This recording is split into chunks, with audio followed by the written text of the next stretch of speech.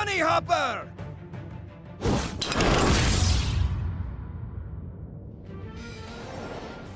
Hello, everybody, and welcome back. I'm TJ, joined by the Admiral. That's Admirable, and we're about to jump into the final initial group match of the tournament, of the day and of the tournament. It's going to be between Glory and Bunnyhoppor. I'm looking forward to this one, Admirable. How you feeling? Well, I'm feeling great. It's Glory Bunnyhoppor match. This is another one from Group D, and I think this was possibly the toughest group of the four that were there. I think it was pretty close along the lines, but you know, you look at the representatives from each of the region. I think that these are possibly the four strongest. I think you look at the lineups across the region, possibly the four strongest.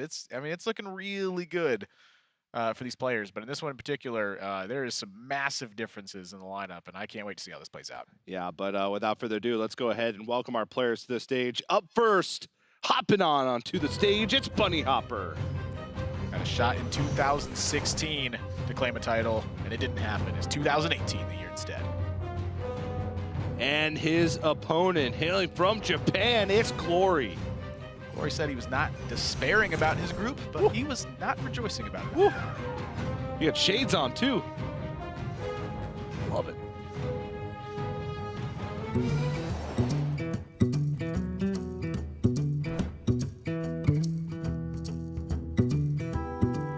I think Glory is probably the best Asian player that is at this tournament. 具体的には知らないんですけれど、日本とかいても、名前はよく聞く有名なハースストーンプレイヤーだなっていう印象です。I looked at his performances from the playoffs and he played almost flawlessly. Glory is moving on to the Summer Championship. And very little reaction up until this very moment from Glory. Yeah. Across all of the games we've seen played, but that is one happy guy. His decks are a little bit greedy, I think. Probably don't match up too well against aggressive decks. 良くも悪くもない、普通、若干不利かなっていう印象ですね。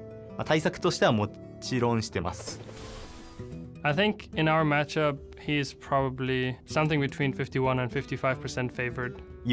当て方をうまく進めて有利に進めたいなって思います。Up next, Glory versus Bunnyhoppor! It's Hearthstone time. Actually, all day's been Hearthstone time. It's like it's been Hearthstone time for quite a while. But it continues to be Hearthstone time. It's a true story. As we're about to jump into game number one, but before we get in, let's go ahead and take a look at their deck lineups. And there's one big difference here. They're both banning Miracle Rogue, but it's the Control Mage for Bunnyhoppor and the Taunt Druid for Glory. Yeah, those are the differences in terms of the decks, but even within the decks, there are still some Q-Block as well. Some quite stark contrast, exactly. Yeah. So, you know, you're looking at even Warlock versus Cube Warlock, and Cube Warlock is something that we just really have not been seeing a lot of since the changes to it. I think the big one is Dark Pact healing. It got cut in half. It used to heal for 8, now it heals for 4. That's a tremendous hit to the defense of that deck, and since then it's been sitting by the wayside for quite a bit. But even looking just at their Shutterwalk Shaman lists, I mean, this is They're night and day. It's the same change we had yesterday, where you know one player was going with card draw, the other player was not, and so with Glory, he's running the Prince Keliseth version loaded up. In Bunnyhoppor, he's got the Murmuring Elementals, the Wild Pyromancers. It's just kind of weird to look at. Just very different things, you know. Yeah. Glory's even got Lightning Bolt at the front end, and Bunnyhoppor does not have any copies of Lightning Bolt. Yeah, I feel like Glory's is much more well situated for playing against other control decks because he's still got all the card draw. He's still got the Hemet to accelerate that combination. He just has a much more consistent early curve and can actually put on some pressure early on in the game and force tools out of Bunnyhoppor's hand that otherwise wouldn't have to be used, potentially delaying his game plan. But we're going to get into Control Mage versus Shutterwalk Shaman to start things off. Yeah, not a very good matchup for Bunnyhoppor here. In fact, this might be the worst of the 3 decks he could have played against with Control Mage to start. Yeah, I mean, I think he can... I don't want to say that. I was going to say maybe he can expect to lose to Shutterwalk Shaman anyway, especially this version, but he actually does have a few good matchups, and that was one of the reasons why Bunnyhoppor said that he thinks that maybe even Glory has a slight advantage in the series. But it does depend, weirdly, on how the matchups pan out, because they both have good matchups. It's not like Glory just has all the good matchups against Bunnyhoppor. He does have some bad ones too. And I look at, say, Taunt Druid versus Control Mage as being one of them. That's what the Control Mage is in the list for. it's to counter even Warlocks and Taunt Druids, not necessarily in there for Shadow Walk Shaman. And so he was really hoping to get one of those matchups first, maybe try and get a Taunt Druid out of the way, or his win with Control Mage against Taunt Druid, but instead queues up against the Shadow Walk. Yeah, I mean, there's very little control over what deck you actually queue into. That is largely a random occurrence that happens. And you're hoping for the right ones. Yeah. That's. You'd much rather see Miracle Rogue against that, but obviously that not being in the lineup, you gotta, it happens. Thinking like a mirror match, maybe. Yeah. I think it'd be ideal. I think in the mirror match situation, Bunnyhopper's much better situated. Perhaps. He's got a Bog Shaper. He does have a Bog Shaper. He's got a Murmuring Elemental. He does have a Murmuring Elemental. But Glory has Prince Kalos. I don't know. It's tough. It's tough. But of course, you can see Bunnyhoppor playing the turn 1 Arcane Artificer. One thing that usually doesn't matter is your armor total. Because once the Shadow Walk combo goes off in full, oh, yeah. It doesn't matter how much armor you have. Yeah. I mean, maybe in some rare cases, but a lot of times they're just going to have such a big lead on board in damage and defensive tools, and they can just go essentially infinite with Shadow Walks. As long as they have a couple Life Drinkers built up, they're going to be able to go for it. Yeah, it's virtually infinite. Yeah. You die before they hit the 9th one in a row. So he just throws it out to try and get, some early contest going on. He also does have a second one in case he wants to get some armor later, but he wanted to make sure that he didn't fall too far behind on board early, because it is possible, even though Shadow Walk's a control deck, the Kel'Seth version does allow it to scale up the curve quite nicely. It's true.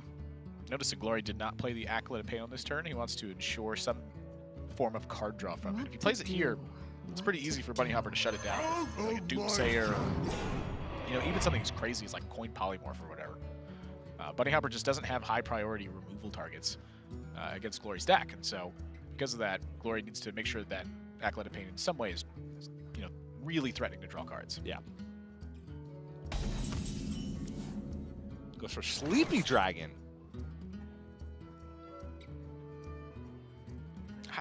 I don't know why I exclaimed right there. Well, I'm just curious how it's sleepy, but it has taunt. Let me rephrase. Do you just see a sleeping dragon? You're like, oh, I'm tired of that. You guys gonna get it? Let me rephrase. Pick Sleepy Dragon from the Silver. It's much more appropriate. It's that Derek Brown-esque attitude that I'm looking for. Yeah. Draws Meteor.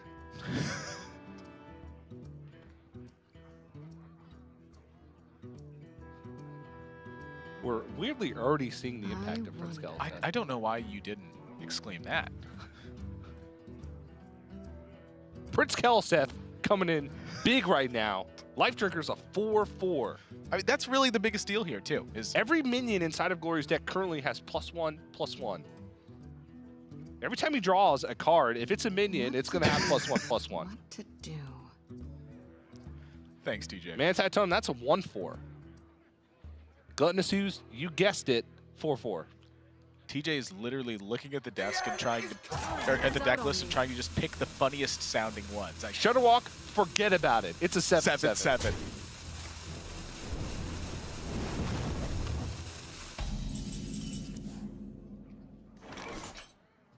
Yeah, we're rambling like idiots. There's very little happening right now at this stage.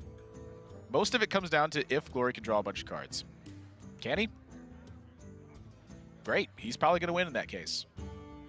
Can Bunnyhoppor muster up some sort of offense? And at the moment, Glory's, if he finds Hemet, that's also a way to draw a bunch of cards. Yeah.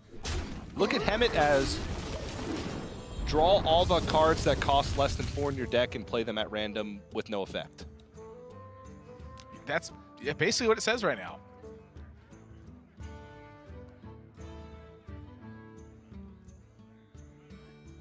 It would like effectively draw like 11 cards here? Lightning Bolts, a Glacial Shard, an Acolyte of Pain, 2 Farsights, a Gluttonous Ooze, 2 Healing Rains, a Lightning Storm, 2 Mana Tides, and a Mind Control tech. -4. 5. -5. Yeah, it's like Whatever that is. Fails on the Raven Familiar too.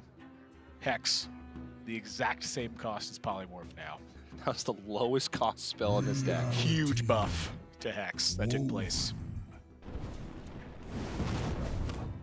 this is the kind of offense that Bunnyhoppor has to try to muster with. It's an abysmal matchup.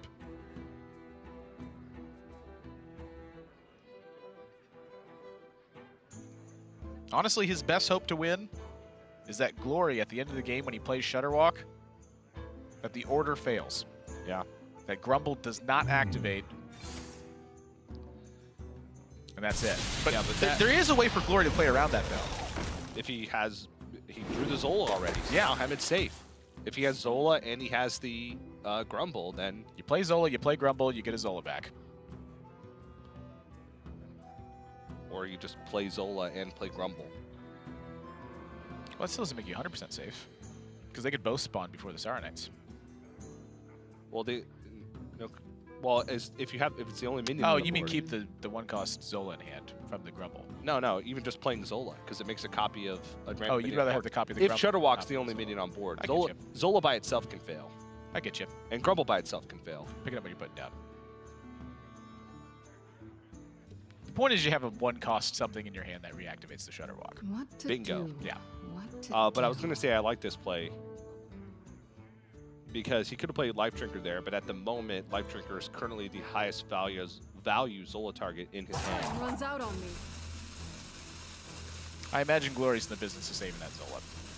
That's true as well. It's your mechanism to guarantee in this style of matchup. Yeah, you have a ton of time. Yeah, it's like one of the literal only ways he loses is if Yeah, the Shutterwalk fails and then Bunnyhoppor kills it. yeah.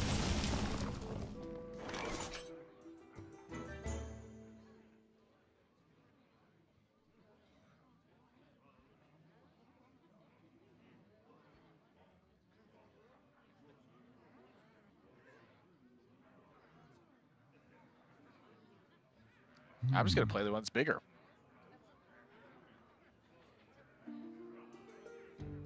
But they're all big. That Life Drinker was a 3-3. Oh, is it a 3-3? That was drawn before the Kaliseth. Yeah. Saturday Night Chain Gang's bigger. It's much bigger. It's over twice as big. Yeah, he's trying to plan out his turns here. I wonder if on an empty board, Glory would go for Acolyte of Pain plus Volcano.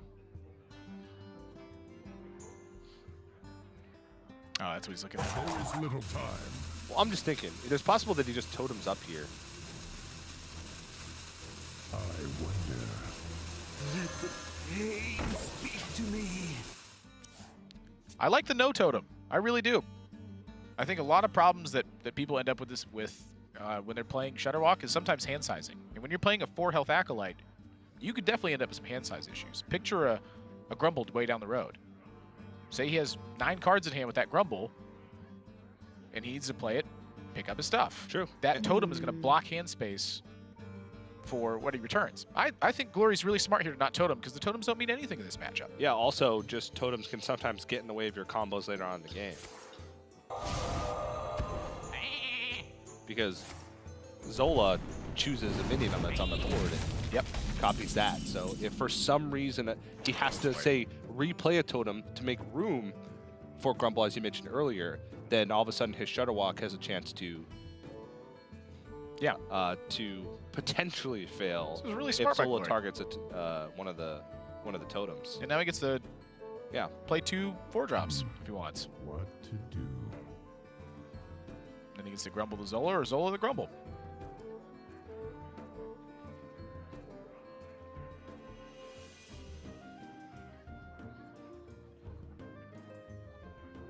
Just really thinking this through, though. There's really no reason for him to try and rush anything out. I wonder. I mean, he basically has all of his combo pieces already. He's played the first Life Drinker. He's missing the big one. There is little time. The big walk. Oh, well, yeah, but all the combo pieces that make Shutterwalk work. Now he's going to totem. I don't know. That one's weird. Yeah, that one's really weird. I now dislike Glory's initial play of not toteming. Why would he totem this turn but not last turn? Maybe he just knew he wasn't going to make a taunt totem last turn. That's not it. And then this turn he did know. It's a great point you bring up, but it's not, though. What to do?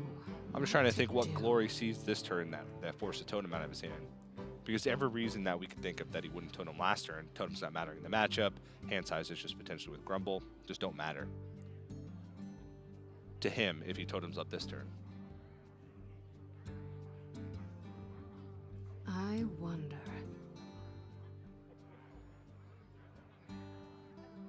I'm going to play the big one.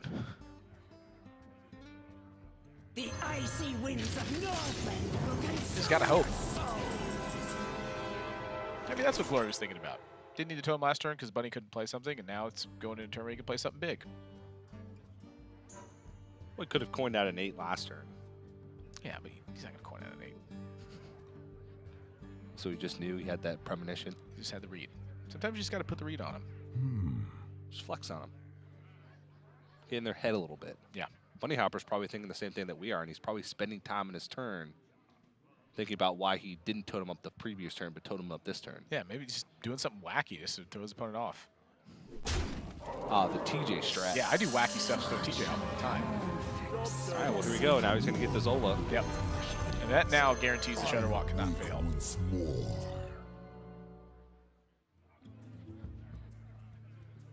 I mean, maybe he calculated what his hand would look like if he did not draw Grumble the following turn, didn't have a good play, had to pass again, but then drew Grumble the next turn and had to Serenite Chain Gang Grumble and put 2 1/1 copies in his hand.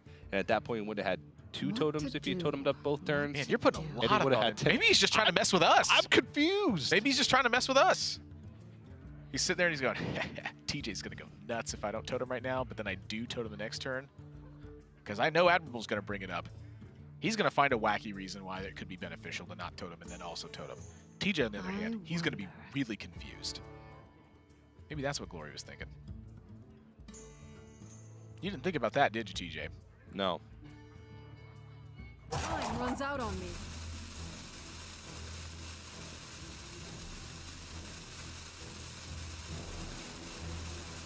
I wonder. Time's looking about out. I mean, I respect Bunnyhoppor for going through this and trying to figure out a way to win, but you got to kill Grumble. You got to hit for 8. You just got to hope this stuff doesn't die. Which is a very bold call considering this deck is chock full of big old removal spells. He did potentially think that, you know, there's no Hex because he saw Hex from the Raven's Familiar earlier on, and Glory has been playing from the right side of his hand a lot, but there's so much. I mean, what else is he going to do? He either tries to be proactive or he waits to lose. Like, there's only 2 real options. He's seen just about every combo piece. If he doesn't go in now while Glory has 16 cards left in his deck, when is he going to go in? Yeah. When he's more likely to have Shudderwalk, which just doesn't make sense. Yeah, So just keep plopping stuff. Just keep hitting. keep popping stuff, keep hitting. There is little time.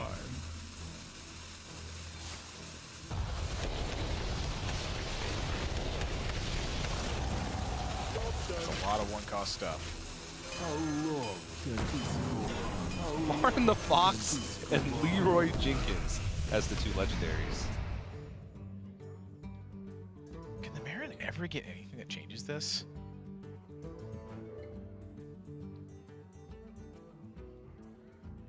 That's the one like you have like Battle Cry, or you have like Discover a legendary, summon 2 copies of it. Like if you summon a Nozdormu on the turn that Glory's going into Shudderwalk, does that work? I don't think so. They made the change so that Shudderwalk animations happen faster. This definitely takes a lot more than 15 seconds, though. What to do? So there's the Kobold, Do. 3 That's mana the one that changes 6/6. the It cards in your replaces your hand with legendary minions. Time runs out on me. There's the Goblet that draws a card and fills your hand with copies of it. There's Wondrous Wand, which you draw 3 cards and reduce their cost to 0. And then there's the Discover a legendary minion and summon 2 copies of it, which is the Crown. What's the biggest charge legendary minion? I mean, King Crush. Oh, that's 18. Wait, 16. But you would have to get that from the Kobold because with Discovery, you wouldn't be able to discover a legendary from another class. So that would be Gold and Kobold only. Oh, that's way worse. And on top of that, you'd also have to just rely on playing Marin and then killing the chest, which you can't do in the same turn. He's got a Voodoo Doll, Oh but my he can't do goodness. both those in the same turn. Well, Farsight's into Shudderwalk, Yep. so his time's up. How long can this go on? I don't know, Saturday Night Chain Gang. I don't know. I don't know how long it can go on, but it's not going to be much longer. No. There is little time. I should meet you.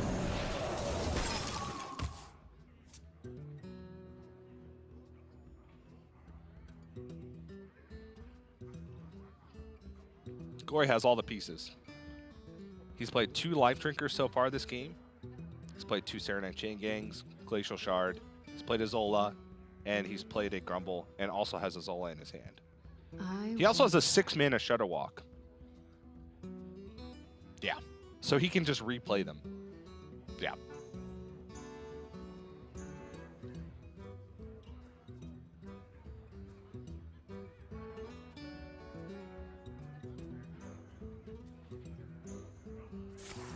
And even if Bunnyhoppor left his board up and he Shudderwalked and Zola hit something else, he has the redundancy Zola in his hand to be able to guarantee that he gets a bunch more copies. It took a long time to get to this point, but this was pretty much the result when we started this one. This is by far the worst matchup across the board for Bunnyhoppor. Just not going to win this one. Yeah. Big Spell Mage is meant to interact with big minions, not big combos. Rumble happened last. That's going to be game just there. Bunnyhoppor concedes an abysmal matchup. And Gory he just had it. No Hemet necessary. Kel'Seth on 2. Got his combo pieces pretty much exactly when he needed him. Not needing much time to make quick work of the Control Mage from Bunnyhoppor. Probably expected from him. I don't think that's really going to be a morale killer for Bunnyhoppor. I think he expected that if he got that matchup that he was going to be in trouble. He's got matchups that are great on his side as well. So, for instance, he's got his own Shudderwalk Shaman. He does. A little bit different, and he does have the Control Mage versus, say, Taunt Druid or even Warlock. You're right. I mean, that's what I mean by this one. It's like they were 2 very different styles, but they have kind of the same thing. But there's a lot of different tech choices within the decks they share similarities with, and a completely different archetype on the Warlock side. So just really looking forward to seeing how it pans out. And, that particular matchup, just for me, yeah, I mean, it's one of those. Yeah. Sometimes you just got to lose. Sometimes. But we could tell that these guys had pretty similar approaches, but much different results with the same approach. So let's go ahead and take a look at these guys talking about how they approached the meta and how they got to their lineups.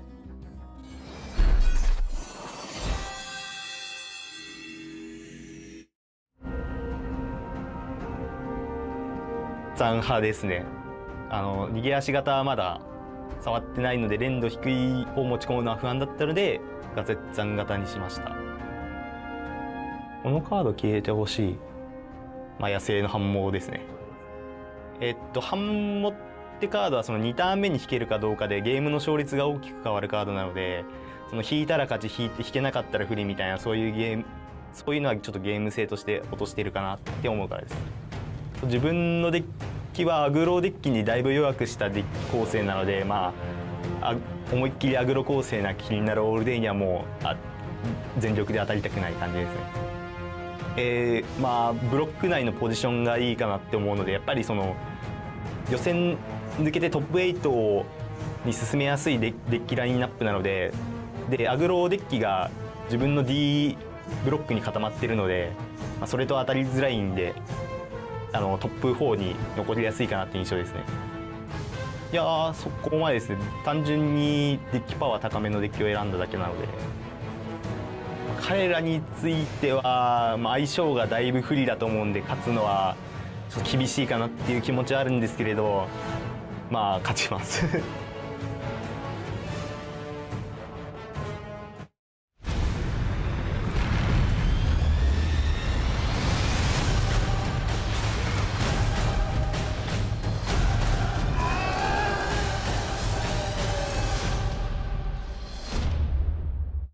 Thanks for cheering me on.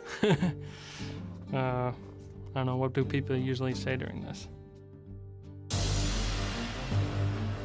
I'm Bunnyhoppor. I'm from Germany and I currently live in Oslo, Norway. I like playing Hearthstone firstly because I've loved playing games since I was a child.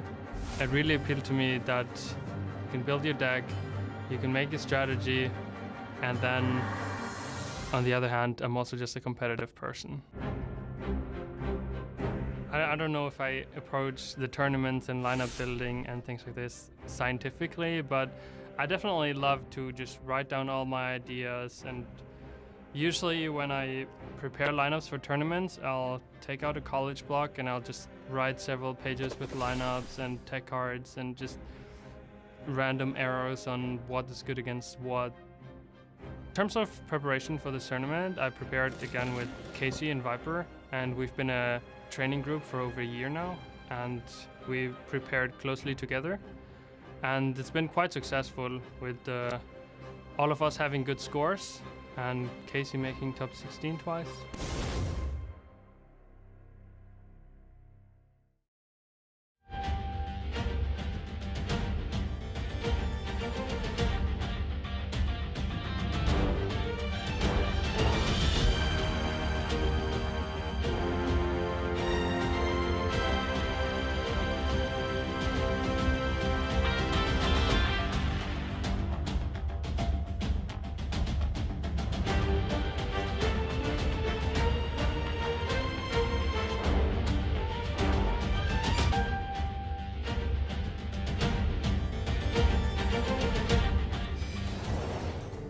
Hello, everybody. Welcome back to the Summer Championship.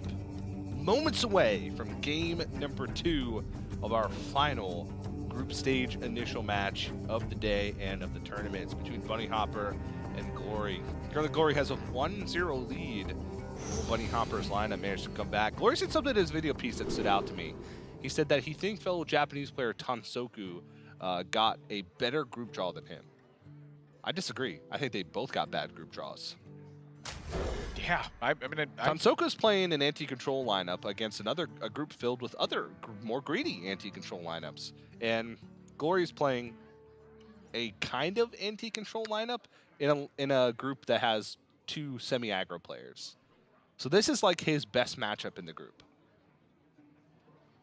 yeah, I can see it. Yeah, because Killing All Day and Lee on the other side both have odd Paladin and a little bit faster lineups, whereas Bunnyhoppor has got that kind of control, kind of anti-control thing going on. Yeah, I can see it. Yeah. To me, if you show up at a tournament where a lot of people are playing anti-aggro and you have the least greedy of the anti-aggros, you just got outbuilt. Yeah. That just happens. Sometimes it happens. Glory's piloting good old Cube Warlock. Whose deck's power spike went down a little bit with Possessed Lackey moving up to 6 mana. You don't have the super crazy shenanigans on turn 5 anymore. You still have Skull and Minari, but there's counterplay to that. But it is a better tournament, or not a better tournament deck, but it's still a good tournament deck. Yeah. Because if you can build your lineup to target specific things like Glory was trying to do, I mean, he's trying to target the defensive stuff. And the defensive stuff, he doesn't need his own defensive stuff. So the extra healing on Dark Pact going away isn't necessarily needed. Yeah, sure, Possessed Lackey gives you your spike turn just a little bit later. But the goal of the deck, and that's to make a lot of threats and then resummon those threats with Blood River Gul'dan to try and finish the game. That core is still very much so there. Yeah. So something that I think is quite weird about the deck, though, is since even Warlock's had its birth, this deck, I feel like Cube Warlock loses to even Warlock a lot. Like, I feel like if you don't land Skull of the Minari, sometimes you just get beat up by him.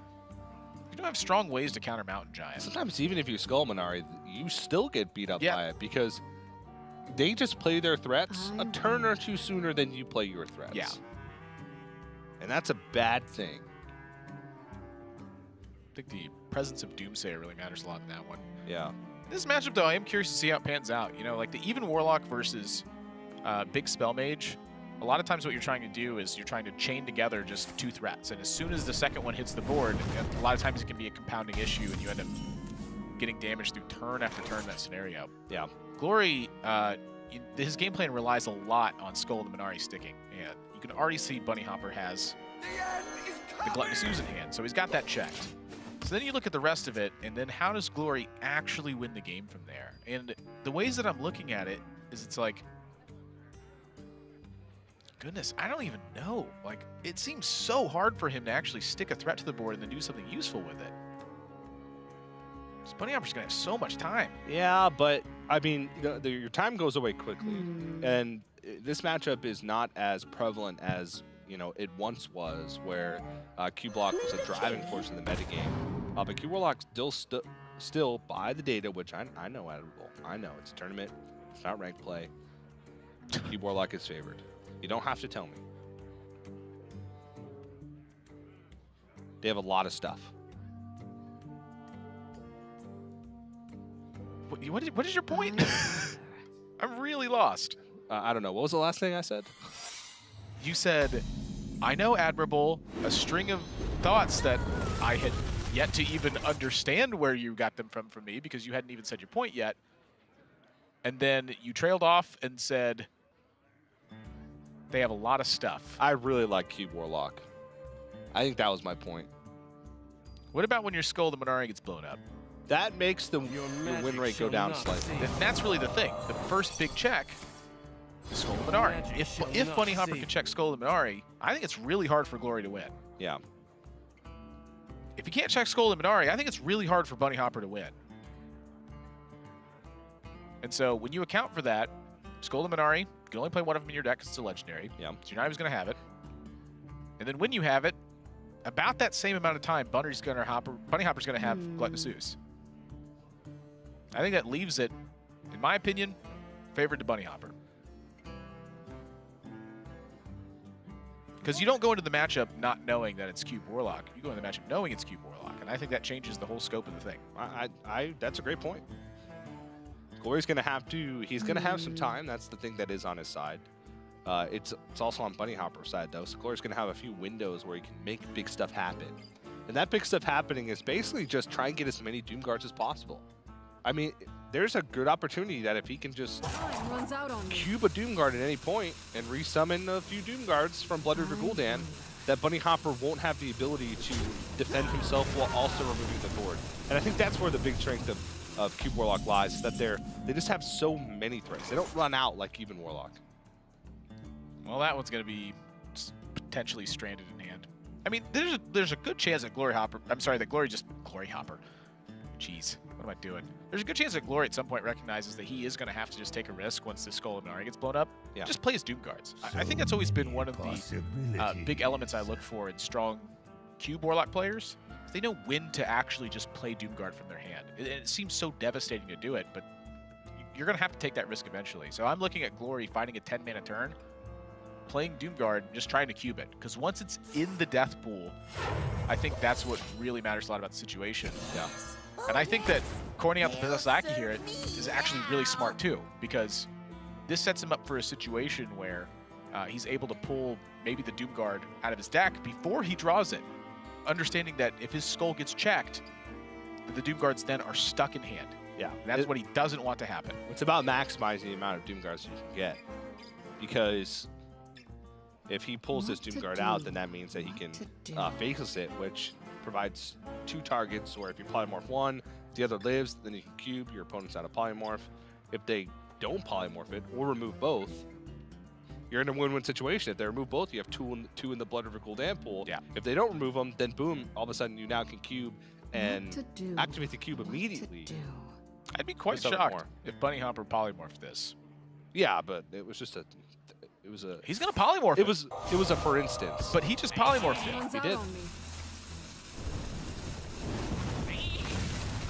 Bunnyhoppor is showing what he thinks the matchup when he makes a play like that. He's like, as long as he doesn't have a Doom Guard in play, I'm good to go. And now with Blood Reaver Gul'dan drawn, it's much harder to pull the trigger on just letting that Doom Guard rip from your hand. Yeah. Because if you discard Blood Reaver Gul'dan, this isn't like even Warlock. You cannot win once that happens. Bunnyhoppor has more stuff in the deck that kills minions than there are minions in the deck. Yeah. You tell Glory knows that there really isn't many cards that you keep in this matchup. Gluttonous Ooze being the big one. And that card's been in the far left. Jaina's another one, I think. Yeah. But he really hasn't to play the Skull. I mean, you see the Polymorph. Tap Mountain Giant seems like the obvious play.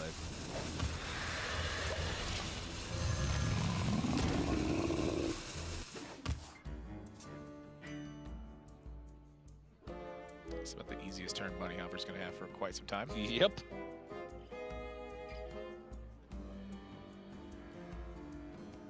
He's in no rush. Trying to think out his next turn. Look, I'm just saying, even if Bunnyhoppor wins this match today, he's not playing again until Sunday, I don't think. That's if you go 2-0 out of the group, excuse me. Yeah. He's got to play again later today. Then if he wins that one, he doesn't have to play again until Sunday. Might as well milk his time in the spotlight. There's no reason to rush. It's like when people are sitting in traffic, they do everything they can, like cut over a lane. I'm like, you just moved up one card, dude. We're gonna be sitting here for another 30 minutes. Yeah, you don't have to play again until Sunday. But he saved that 1 second.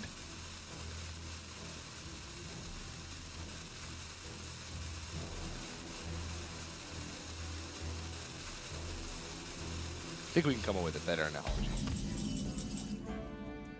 Did we come up with that one? You're taking credit for my great analogy now? Is that what you're doing? No, I wasn't. I was just saying. I get it.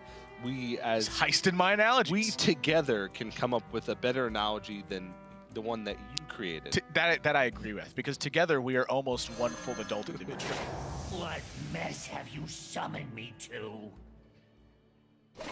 Really smart from Glory, I think, to wait on the Skull here, too. Like, after I see it in hindsight, it disrupts one of Bunnyhopper's big turns. Instead of getting to play an 8-mana minion here, he needs to play Ooze. 5 mana floated. Yeah, and doesn't tap, because next turn he's going to draw a card, he's going to play Lich King, put a Death Knight card in his hand. He doesn't want to be in hand space issues. He still has very high impact cards in his deck. Really good sequencing here from Glory. Bunnyhoppor, in our interview with him, did say that Glory was the best out of the 4 representatives from Asia Pacific. He even said in that video piece that we saw that he watches games, he played flawlessly. That is a big accolade, especially from Bunnyhoppor, who I've known it for quite some time. I was there in 2016 when he played at that Winter Championship for Europe. He can be very critical. Yeah. Now, tell that to Glory, though, and he's very humbled by the thought. He thinks Jinsu is the best player in the Asia Pacific. We asked him that in the interview. Doompact, not so good. But Doompact can be good. Can be. If you get into a fatigue scenario, you have no cards left in your deck, it's just 5 mana remove, because it doesn't put you further into fatigue. Yeah. It removes a card from your deck. It doesn't draw a card from your deck for every minion you remove. True story. So you get into fatigue and your opponent has a board full of water elementals. Boom, Doompact. They're all gone. No downside. I think to me, one of the big ones here is that Bunnyhoppor is just going to be playing Jaina here so often. Like, now you look back to the Skull and when he didn't play it, and now he's played it here. Yeah. Look at the chain effect that's happening. Like, if Bunnyhoppor plays the Frostlich Jaina here, Glory has a lot of opportunities to make some crazy stuff happen. He does. Say he cubed the Lich King and played Prince Taldaram on the cube. Wow. And Polymorph's already down. That means that Glory would be guaranteed at getting 2 Lich Kings back from one of those 2 cubes. That's right. Now, those would not be resummoned later on with Butterfur Gul'dan, but sometimes getting enough Lich King cards can just get you there. Like that as well. I mean, you just find some Death Grips and Death Grips to keep minion. Yeah. I mean, Bunnyhopper's terrified of this Lich King.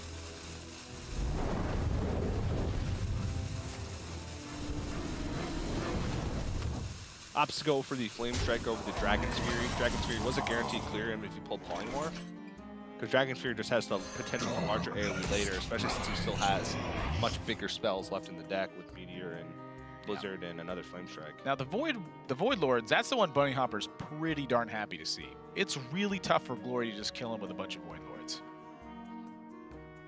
And Glory played that really quick. I'm not necessarily convinced that he should be playing the Void Lord here. What else would you do?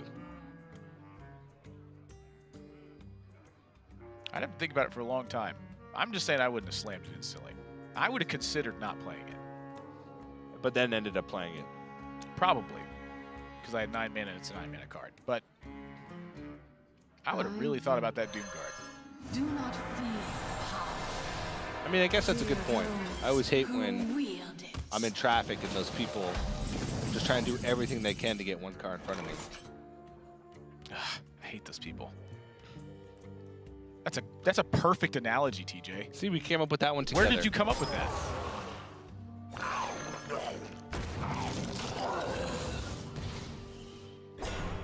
So Glory is attempting to just simply overload the amount of stuff that Bunnyhoppor can handle all at once. You said it's going to be really hard for him to kill him with Void Lords, but there is a critical mass of Void Lords.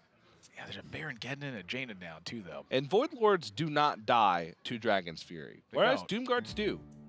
And right now, he's got a Doom Guard in his hand, a Doom Guard in his deck, no Possess Lacking in his hand, his Skull is gone. So his other play in that situation would be what?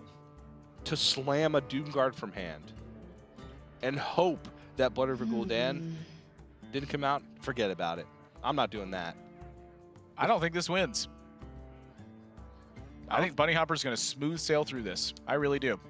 I just don't think any of his other options were better. I'd say that I'd buy you a steak dinner if I was wrong, but Saddle's already done that. Yeah, but And I saw what happened to him. we're debating on different things here. You're saying that Glory doesn't win. I'm saying that any other play that he made wouldn't have won either. And this is the one that wins him the largest percentage of the time, even if that percentage is low. You're wrong. I would say that I'm right, but man, You're not. it's hard to be right sometimes. Being right is really hard. It's really hard. I'm probably wrong right now, and I'm not even really thinking about it. Which I guess is kind of the point. I'm lost. I don't know. So he could have a board full of Void Lords here. You Prince Doom Pact. Yes, you Prince the cube, trade in your Void Walkers, trade in your cubes, and then Dark Pact your Prince Tal'Daram that is now a cube, and you have 6 Void Lords. Wait, can't you just Prince and then attack face and do the same thing?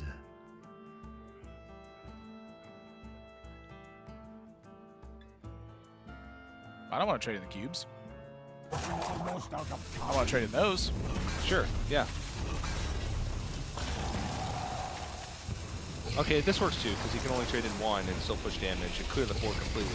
You have a lot of plays you can make that turn. You want to copy the Void Lord, maybe? I'm copying the cube. He's not copying anything. Ah, Death Rattle Order. Because the 2 Void Lords get summoned, if he plays the Prince Tal'Daram, he's going to get so many Void Walkers on the table that the Prince Tal'Daram, copying a cube, won't actually summon anything.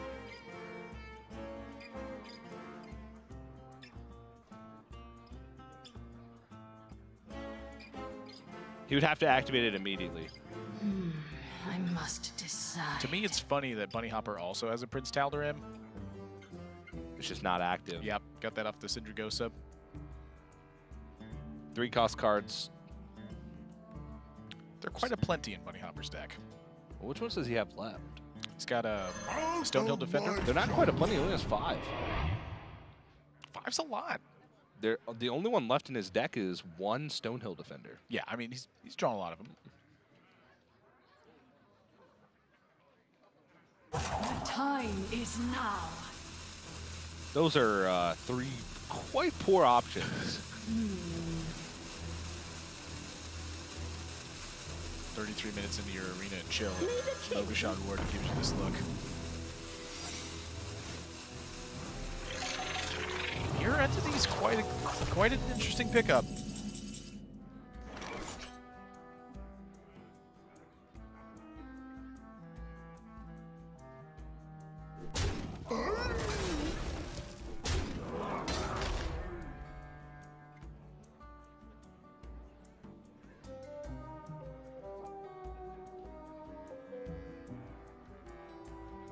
This is just a long, slow battle. Yeah, it's also just a pretty weird turn for Glory. Because he can just face us with Void Lord and say go. He can play Blood River Gul'dan and resummon a Void Lord and Voidwalkers to start getting the hero power train rolling. Deals 30 damage overall with hero powers if he plays the Blood Reaver Gul'dan right now, before he hits fatigue state, that is.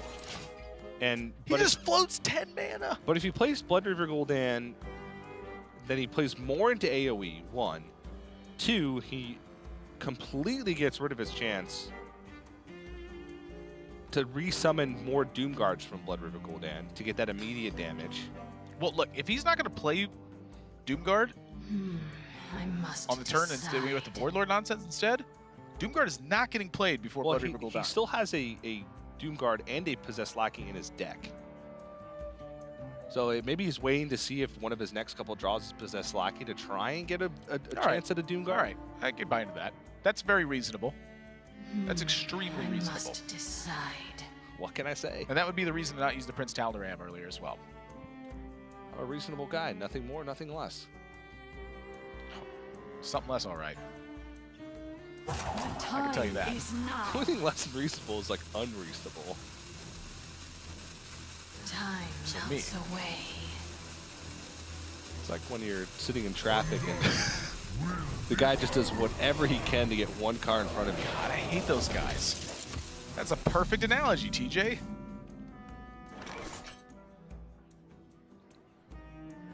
Second Dark Path. So up until this point, Glory was pretty much protected from AoE. That's why we saw him float 10 mana last turn, because there was really no way for Bunnyhoppor to get past the cube and then try and AoE down the Void Lords.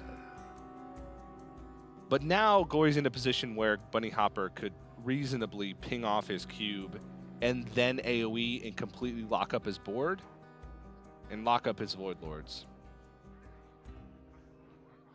I don't know, but I'm looking at Glory and something's cooking up. I can see those eyes moving around, and many I can see thought going through his head. I would hope so. And he's trying to come up with something really creative. That's what it feels like to me. Let's do the same, shall we? Almost out of time.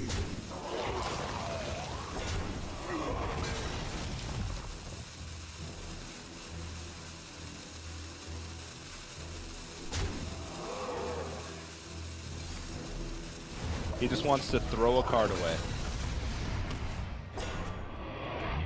Why not? Bunnyhoppor's just taking damage every turn. The one thing that this does do is give over a water elemental. But at the same time, Glory's probably thinking, well, I need to get rid of a card from my hand.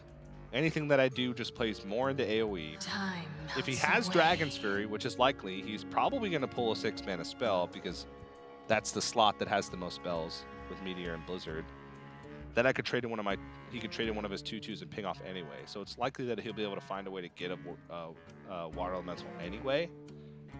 So I might as well just throw away a card, keep the status quo. If Bunnyhoppor doesn't deal with this board, I keep pushing damage. If he does, then I can start playing stuff.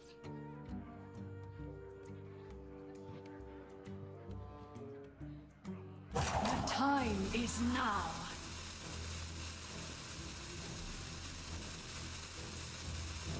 I just feel like I'm in the same situation earlier. It's hard to have a bad play here. You'd have to intentionally make a bad play to have a bad one here for Bunnyhoppor. Setting up for potentially the polymorph off of the Dragon's Fury with this one.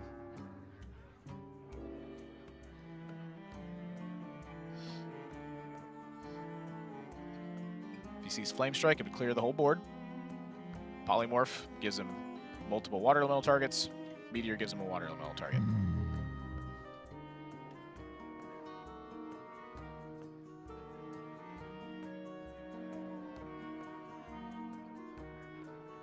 Glory's got a whole lot of nothing worth doing right now.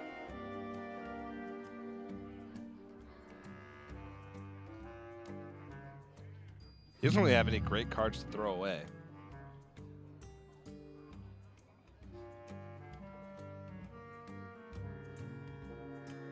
Defile? Does he need Defile ever? No, but Defile deals. A lot of damage to his own board. Yeah, deals 3 damage to his Void Lords. I wonder. The end is coming! Whoa. The end is coming! Well, that plan is all of a sudden. Yep, you can't cube.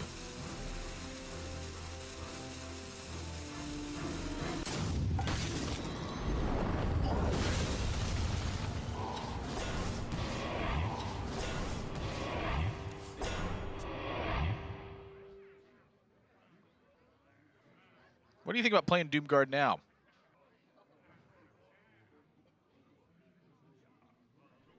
You know, like 7, 8 turns ago, whatever it was. I don't know. Gotta slam that bad boy so fast.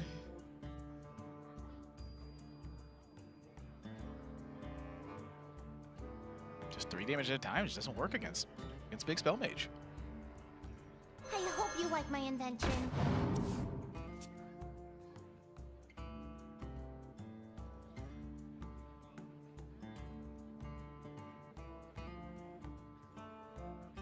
Bunnyhoppor knows that he has still a lot of waves of threats to still get through. It's about, is this board worth the high cost AoE? Dragon Spheres are all of a sudden also starting to be on the brink of. Oh, look at this. This is really not being smart. active. That's really smart. Yeah, fills up his board, pings off his own Novice Engineer instead of his opponent's Voidwalker. Goy has shown that he's just trying to throw away cards. He's at 10 cards again.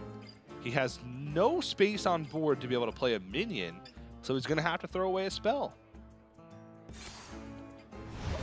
That's going to be a Dark Pact.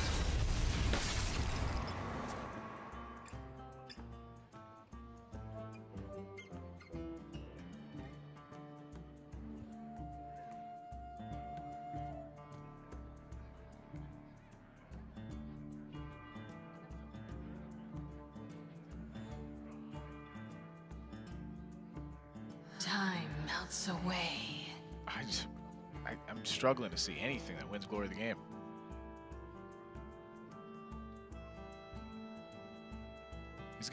I think he's just going to have to play Doomguard at some point. At this point, he's just going to have even Blood River Gul'dan. It feels like he could have played it a while ago and got more value than he would even if he plays Doomguard because of. Oh, yeah, now there's like 1,000,000 demons in the pool, too. Yeah, there's a ton of Voidwalkers after these die. There's a ton of Void Lords. 5 of them, I think. The time is now. I think Bunnyhoppor played this Baron because he just doesn't know what to do. I just really Like, I don't have to do anything, really. I guess I'll just hit him. Yeah. He could have actually got a second Water Elemental. Which I kind of liked. I kind of liked leaving all the He demons could have had in play. 2, 3, 4 Water Elementals in the Baron Geddon instead of one damage to face. I mean, this has a chance to summon 7 Voidwalkers. It's a very low chance, but it could. Has a chance to summon 5 Void Lords. It does. A lot of demons in the pool. 1 Void Lord. Yep. I mean, not that it matters too much. It really, I mean, I think at this point the game honestly has taken its course where I think the important moments happened. You know, Bunnyhoppor nailed the skull with Ooze. He polymorphed a Possessed Lackey. He was very, very deliberate about making sure that Glory had a lot of trouble getting a Doomguard. And then when faced with the opportunity to risk Doomguard discarding Blood River Gul'dan, which I think Glory needed to do, he chose to play Void Lord and went the Void Lord path. And this is what has happened when I play Q-Block and I'm against this matchup. Every single time I've gone the Void Lord path. It has never worked for me. Time melts away.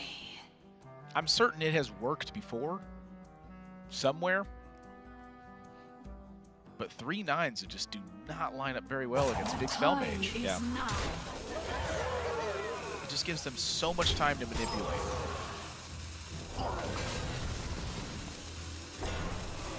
And Bunnyhoppor, in order to remove this board, I mean, barely has to use any resources. Flame Strike, which is the most expensive and the lowest damage AoE out of what he has.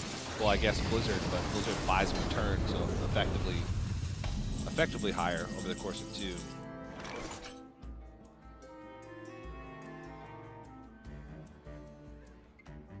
has Possessed Lackey, and there's still a Doomguard left in his deck in those bottom 5 cards.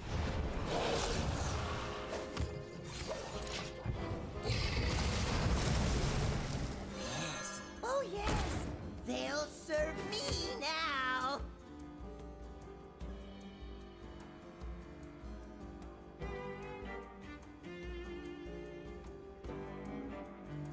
Did have the opportunity to throw Possessed Lackey out first, but opted against it because he wants to force Bunnyhoppor to... He wants to untap with it. Yeah. Possessed Lackey's what it was. He wants to Hellfire and then copy it. And so Bunnyhopper's going to Dragon's Fury, say no, and then if he sees a Doomguard pop out, he's probably going to polymorph it. There's also a Void Lord left in the deck. Yep. So now you make Water Elemental. Gets challenged. Glory's deeper into Fatigue. It's looking pretty darn checked to me. Hey. Yeah, but what, it's just so expensive to be able to do all that stuff in one turn. He's got to have something stick. How likely is that? Very unlikely. It's incredibly unlikely. My hunger grows. When you're sitting in the hot seat, nothing's given. I mean, you just got to go for it. Eventually, something's going to stick to the board. You hope.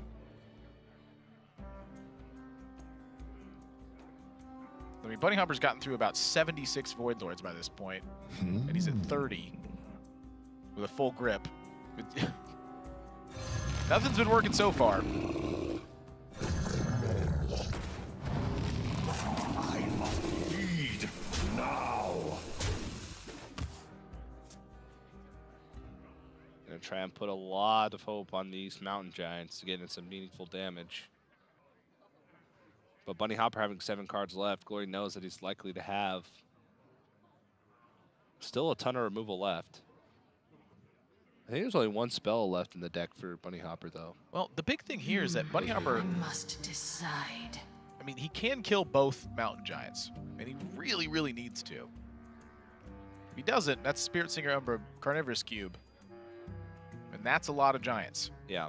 So I mean, that is something that can potentially win Glory the game. And kind of taking a step back and looking at it, now I'm kind of wondering, like, should you ever play a Mountain Giant early in this matchup? I mean, this particular situation happens so often that I wonder if it's better at the end of the game to literally just try to stick 2 Mountain Giants to the board and then try to Spirit Singer Umbra Cube them. Time is now. Like, and this is, remember in the last cast I was talking about this? Like, it's like 20 turns later, you see something, you're like, how could I ever know that would have been the case?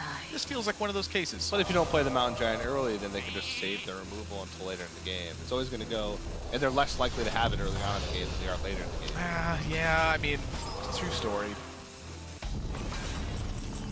If you put a Mountain Giant on turn 4, they have Polymorph, or they take 8. Yeah. But I like where your head's at right now. I'm just trying to think outside the box. I 'Cause know. This matchup has felt so bad for me if they ooze the Skull and Minari. And that's what happened this game. So I feel from Glory's position. It just feels bad. But now both Polymorphs are gone, so... Okay.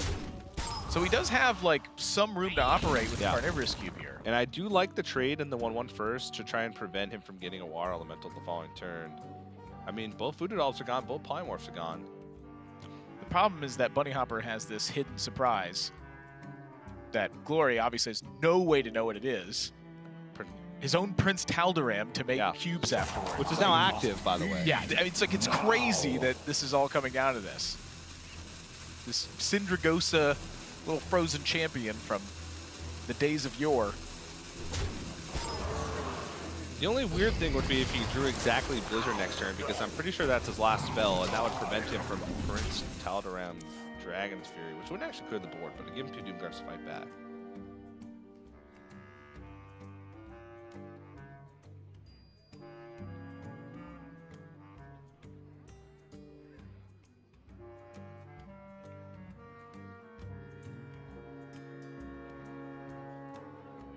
Out of my jungle. Which is not bad. Yeah, he saw Hellfire go away. That's going to soak up a ton of, Yeah, it's just ton of damage. Just a good late game card. Like when you're in these weird grindy battles, it's just because it's 3 things. Buddy picks Send and Shield Master. Interesting. Tremble before I guess he just wants something to play this turn to try to protect his cube. Yes. I'm almost out of cards. Oh yeah, you saw the Spellbreaker from earlier. Yeah, the So he knows he can't get Spellbreaker. silenced, yeah. Glory had to play Spellbreaker on turn 4 instead of Mountain Giant because there was a secret on board. Right.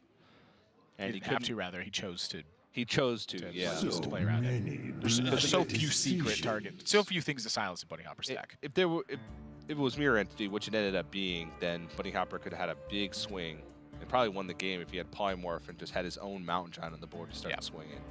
I agree. So, But he knows his cube is 100% protected in that spot. Smart. what's the last card in the deck from Glory? It's a Doomguard, right? It is. You're right.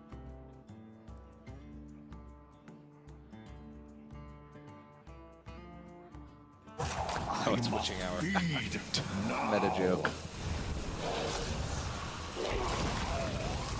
Oh, the last hurrah.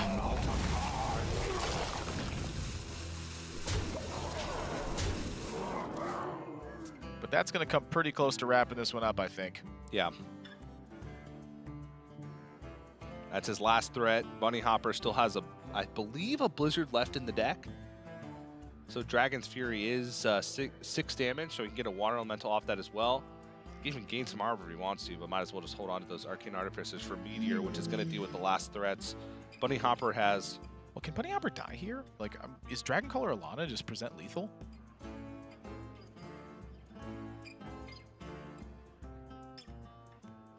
How would he die? That's what I mean. How would Bunnyhoppor die in this situation? Oh, actually, I see. So like would Dragoncaller Alana just threaten counter lethal? At that point, I don't think Bunnyhoppor wants to test his memory. I think he's like, yeah. He's like, this is gonna win me the game. I just gained 12 extra health. I killed one of his Doomguards. His Doomguard has to attack my 0/7, and then I can play my Dragoncaller Alana. Yeah. Long, grindy game. But I think that was somewhat spelled out by the tech choices from Bunnyhoppor. Having access to Gluttonous Ooze early on, keeping it in his hand, being very diligent with his removal, answering that ooze just makes it so much harder for Glory to get anything online. Yeah, that would have been a very different story. Also, the Arcane Keysmith kind of coming in clutch. Yeah. That spot is not always Arcane Keysmith. It was Witchwood Piper for a very long time. Sometimes players include both and maybe cut a little bit out of the top end in order to make that happen. But Mirror Entity made it so that Glory could not really check into that secret with Mountain Giant, which he did have in hand. He had to play the Spellbreaker to try and make sure that he didn't just lose the game automatically to Polymorph. It makes it a lot tougher. I mean, it's not only like the Mirror Entity, it's also that sometimes it's Vaporize and sometimes it's Frozen Clone. And all of those secrets make it much more difficult for the Mountain Giant to operate properly. So I think it's right to play the Spellbreaker there. It's just the one thing to look at, I think, is the turn 9, the Void Lord versus Doomguard. My opinion, it's time to risk it. Well, that's a tough loss for Glory. All that time sunk into a game that you end up losing. But we're going to get into game number 3 in a few moments. In the meantime, let's go ahead and take a look at these guys a little bit more on a personal level.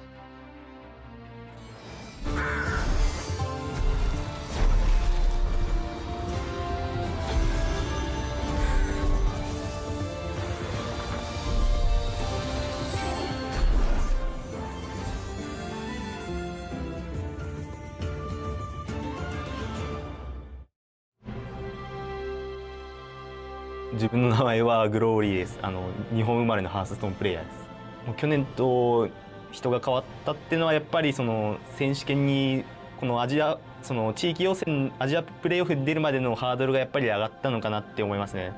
前回世界選手権で最後まで行った人でも予選抜けれなかった人が数人いたので、やっぱりそういうのはそのプレーオフに参加すること自体のハードルが上がったと感じます。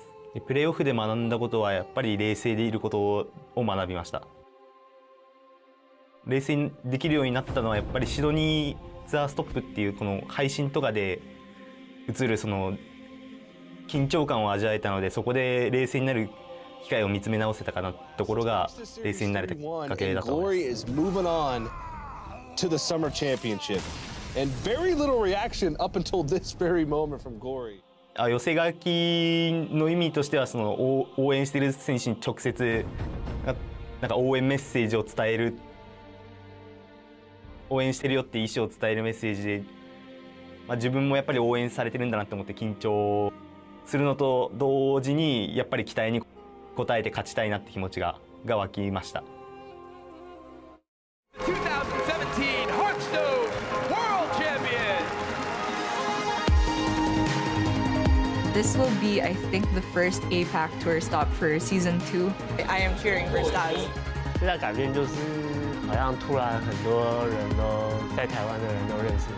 It's a bunch of smart, cool people that you want to hang out with. Gia, you need to tell us where's good. Follow your nose. The way the decks line up, I don't think he ever gets there is the thing. That's it. That's gonna do oh it. Oh my gosh. Took a little bit of a risk. I'm Bunnyhoppor. I'm from Germany and I currently live in Oslo, Norway. I like playing Hearthstone firstly because I've loved playing cards games since I was a child. My family and friends, they're overall supportive of me playing Hearthstone as an esport, but they're all very clear about what my #1 priority should be in my life, that being my PhD and future work in the chemical sector. And that's going to do it. You guys have gone over it 1,000 times already. Bunnyhoppor is moving on to the Europe Winter Championship. What a ride for him. In order to balance playing professionally and working a full-time job, I think you just generally have to accept that you're not going to be able to put in as much time in preparation and playing ladder and different things as other professional players. But you have to be confident in yourself that in the less time that you have, you can still make up for the training that others are getting in more time, trying to be a little bit more effective where others do not need to be effective. I actually don't have a good answer for how I balance my work and my professional gaming life because it's almost impossible to do both correctly at the same time. A little sleep is part of the answer, but that's definitely not an ideal solution. Hello, everybody. Welcome back to the Hearthstone Championship Tour. I'm TJ, once again joined by That's Admirable. And we're already over an hour into this series, and it's only game number 3. Well, Bunnyhoppor said it's, you know, he mentioned the gaming balance between his career balance. Yeah. And he said it's almost impossible. I guess I, sleep a little bit less. No, just sleep faster. Sleep more efficiently. I mean, if he sleeps as slow as he's been kind of taking some of these turns, of course he's not going to have time to do both and sleep a lot. Put some more sleep tech. Yeah, just sleep a lot faster. Well, let's get into it. Game number 3. Shadowwalk Shaman for Bunnyhoppor, and that's going to be Taunt Druid for Glory. Bunnyhoppor does have some of the tech that I like in this deck. One of the big ones is Bog Shaper. I've always been a fan of this card in the deck. Just draws a lot of cards, honestly. Yeah. And it's just a big threat. I kind of like that too. But he's also got the Black Knight at the 6-mana slot. And honestly, a lot of times in my experience playing Shadowwalk Shaman versus Taunt Druid, I would just eventually get overwhelmed. They would just make a lot of Sleepy Dragons, and I'd be in bad shape. With the addition of the Black Knight, that oftentimes does not happen. A lot of times you just start chaining together Shudderwalks, and while you're not really killing them, you're blowing up every single taunt that they have in play. Yeah, because guess what? The Black Knight is a battle cry, and guess what? What? Shudderwalk repeats your battle cries. That's crazy. But on the other hand, I do love the way that Glory's built his Taunt Druid. It's pretty similar to everybody else's, but it's just lean. Get those Wraths out of here. What are those going to do against control decks? Give me an Innervate. The faster I get O-Card onto the board, the faster I beat people up. Yep. Now, this hand, maybe not so fast, but whoa, he does need some ramp. Don't underestimate how, oh my goodness, okay. I was gonna make a Sleepy Dragon joke, and I guess he heard me or something. Heard my thoughts. Sleep faster, Sleepy Dragon. It needs to sleep a lot faster, because right now Glory's operating on the fair mana curve. That's not how Druid wants to do it. No. Since the beginning of time, maybe outside of a few archetypes, but In the first few months. In the first few months, and then maybe a little bit later on when Aggro Druid became a thing. But other than that, Wild Growth has been quite a staple. And in recent times, especially with a smaller card pool after the rotation, even Nourish. Nourish is great. It's such a good card. Yeah. The only thing I'm wondering is, back in the day, did we undervalue this card? It's possible. We were talking about this earlier. In Combo Druid, we saw a clip of Bunnyhoppor. This is a good way to tie it to make it somewhat relevant. We saw a clip of Bunnyhoppor playing in the 2016 Winter Championship back when it was region specific, and we were watching. He was playing Combo Druid, and okay, end relevancy. Could you have put Nourish in Combo Druid and made it better? I don't know. We don't know. I really don't know. I just feel like charging a 4/4 was so much better. All right, end irrelevancy. Yep. Back in the game. Bunnyhoppor's difference, as you noted it, no Prince Kel set, but does have Murmuring Elemental, Earth Shocks, and Ancestral Healing. One copy of Life Drinker. Only one. The Ancestral Healing is, I think, is quite core to having the Bog Shaper. Yes, in there. Bog Shaper's is a big boy.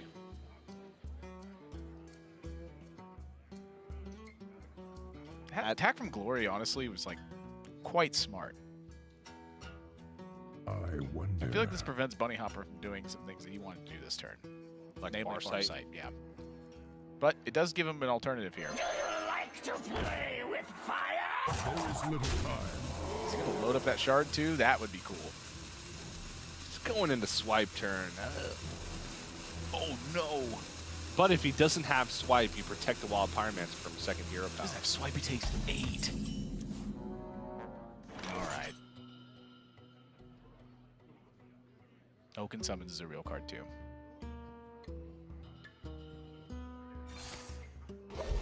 If this is good enough to get the swipe. Yeah. We talked a lot about Bunnyhoppor though, but Glory, pretty new. You talked about his experience earlier at the Sydney Tour Stop, how it helped him be more calm, but we all sat down and talked with him, and he mentioned that esports and playing Hearthstone has improved himself in other ways. So take a look at what he had to say. Competitive video games may not be the norm in society, but it's something that allows me to strive to be better.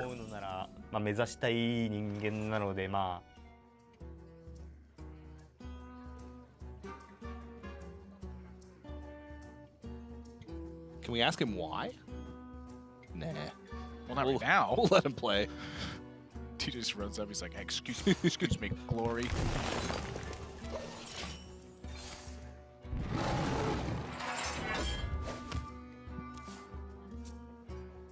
He's been doing pretty well in Hearthstone, though, man. I gotta say, all the playoffs in 2017.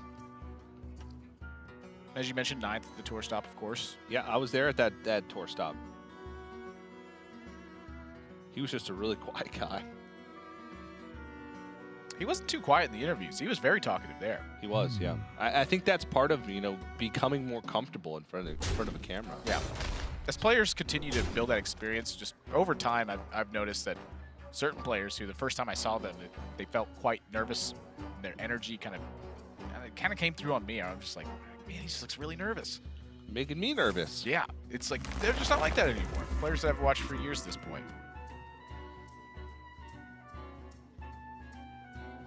Free healing rain. Always little time. Just to point out things that I see. These have been some slow and steady paces. 2 Sleepy Dragons. Little late. Turn 8. Pretty much the worst turn you could play Wild Growth. It's pretty close. Maybe 9. Because at least on turn 8, if you Wild Growth, you can roll into Ultimate Infestation if that's in your deck.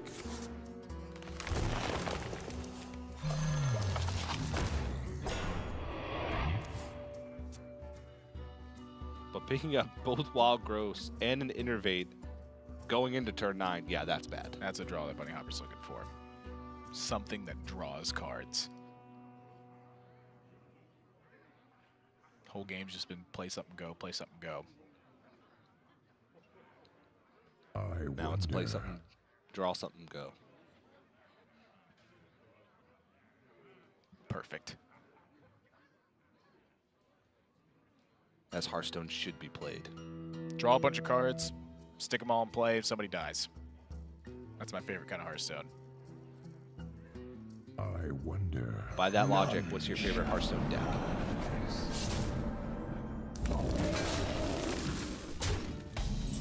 You know the answer to this. Don't worry. No! That's my favorite one, Standard. It's combo driven. Yes! Play some stuff, draw a bunch of cards, somebody dies.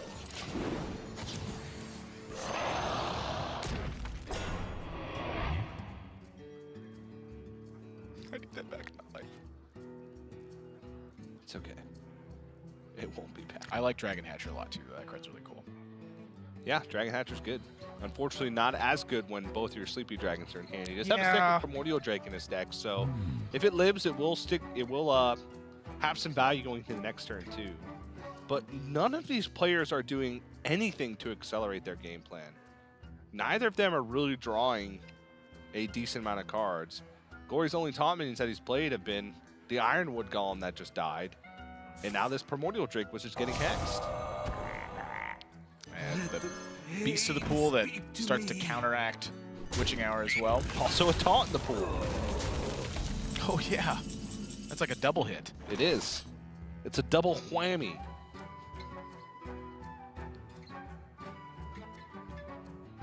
If you really think about it, Bunnyhoppor is the... He's just beating him up. It's the anti-taunt druid of a deck that's already kind of anti-taunt. It's like he's just playing like the super old school mid-range shaman. You just blow up big things in a row and chip them away with little stuff. Yeah, look, Feral Spirit. Hey, look, the Black Knight. Even at Hex. Hey, look, a totem. I wonder. Nah, that's not gonna come out. So he could just trade in his whole board in Hagatha.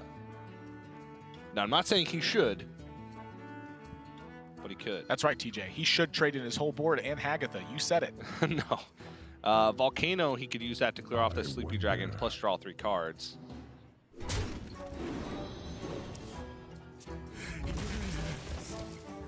I think he's trading his whole board in Hagatha. Oh, jeez. Why would he attack with the Acolyte first? If he does trade off his whole board in Hagatha, that's like one of those moments where you randomly pick up a basketball and throw it, and somehow it lands in a hoop. I wonder. I should meet you. All right. No hoop this time. This is like when you tried to do it again and you just missed. Yeah. But Glory's at 14. That's one thing to point out.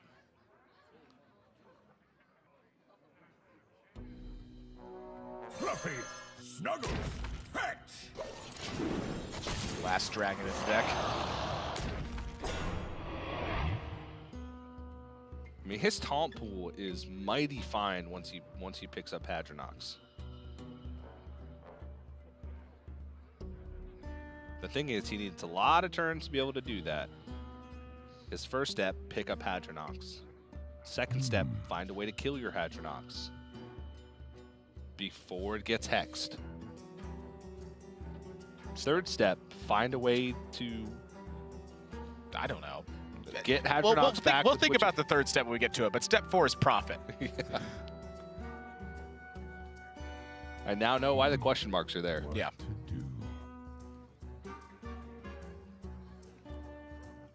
It's like when you're stuck in traffic and that one guy just does everything in his power to get one car ahead of you. TJ, that is a great analogy. How did you think of that? I wonder.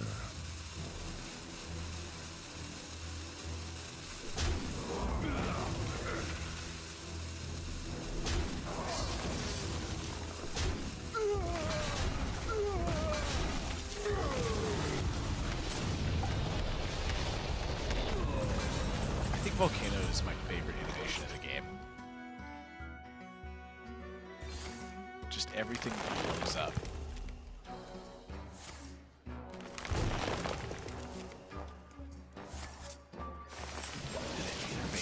Powering out a Sleepy Dragon. Yeah. And also in this matchup, one of the ways, because of the fact that Cube and Witching Hour are so much less powerful, because of the fact that hexes are in the pool. Yeah. And you can't reliably Witching Hour, Hadronox, and Cube it. Oftentimes it's good to use Cube on something else. Just Cube the Sleepy Dragons. Cube a Sleepy Dragon, Cube a Lich King.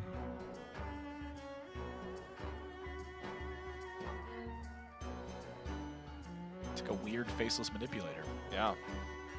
And another thing to note is Bunnyhoppor has been keeping his hand around the same size. We saw him be pretty reluctant to draw cards with Acolyte of Pain. On the turn, if we go back, Acolyte of Pain False Volcano could have put in a situation where Glory was able to overdraw too much stuff with Naturalize or multiple copies of Naturalize. He's been avoiding the burn. He's been actively avoiding the burn this whole time by keeping his hand around 6-7 cards. I knew eventually we'd figure that out. I mean, almost everybody saw what happened to at Asinto Law at HCT Seoul when he just got leaving an Acolyte of Pain on the board lost him the game. That just wasn't actively happening in my head. I wasn't putting those two pieces together. But as soon as you said that, I was like, yeah, that's exactly why. Because Bunnyhoppor still needs some combo pieces left. He's got Murmuring Elemental. No Grumble, though. No Shudderwalk.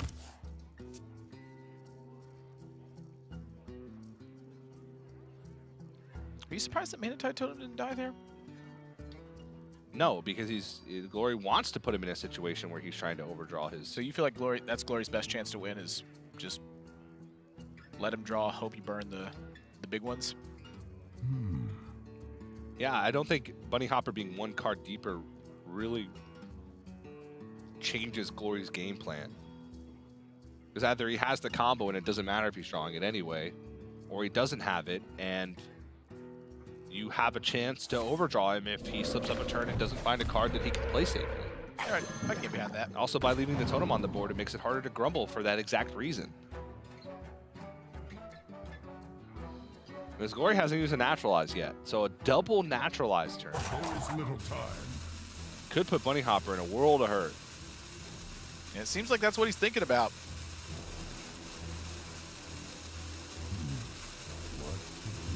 I'm glad you spotted that, because I did not.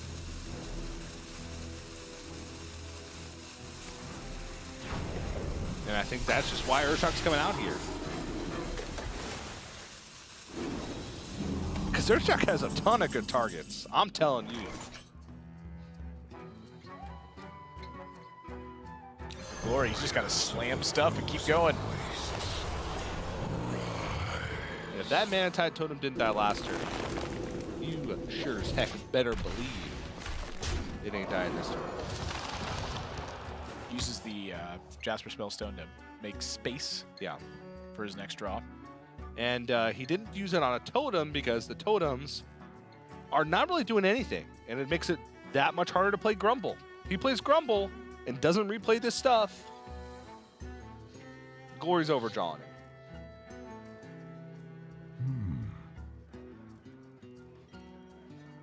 This is like a tug of war. It is kind of like a tug of war. Or an intense session of seesaw.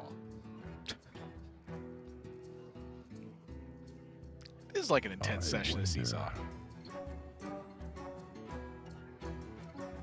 Notice I'm not telling you that your analogies are good here. I'm just simply agreeing with you. That means I'm being facetious. Facetious basically means sarcastic. In other words, you're wrong. Bunny's just gonna go for a clear here. So the Murmuring Elemental's gone. And Lich King is also gone. Clever use of the Murmuring Elemental. Also, good. Just gets that battle cry gone. Just needs to grumble. Glory, though, says, have your cards. Yeah, I'm gonna making summon a bunch of stuff. Primordial Drake, Lich King, and a frog. 2 Death and Decays, too. A lot of reach. He's picking up damage. But the Bog Shaper. Now, so Bunnyhoppor can ensure that he has Grumble next turn. Yep. And the turn after that, the Shutter Walk, it goes off, no matter what. But is he dead? That's really the question. So the Bog Shaper can have Taunt, and he can heal himself. But is he dead? I don't think so. Death and Decay branching paths for armor to attack.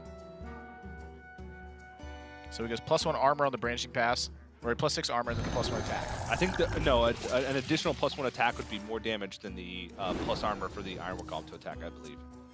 Because it'd be 5 points of damage as opposed to 4 points of damage. Well, Glacial Shard was one of the elementals drawn.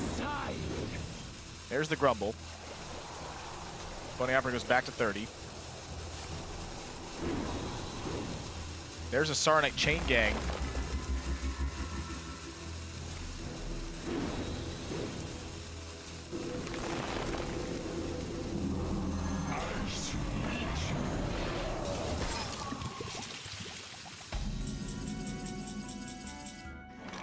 Doesn't quite have enough.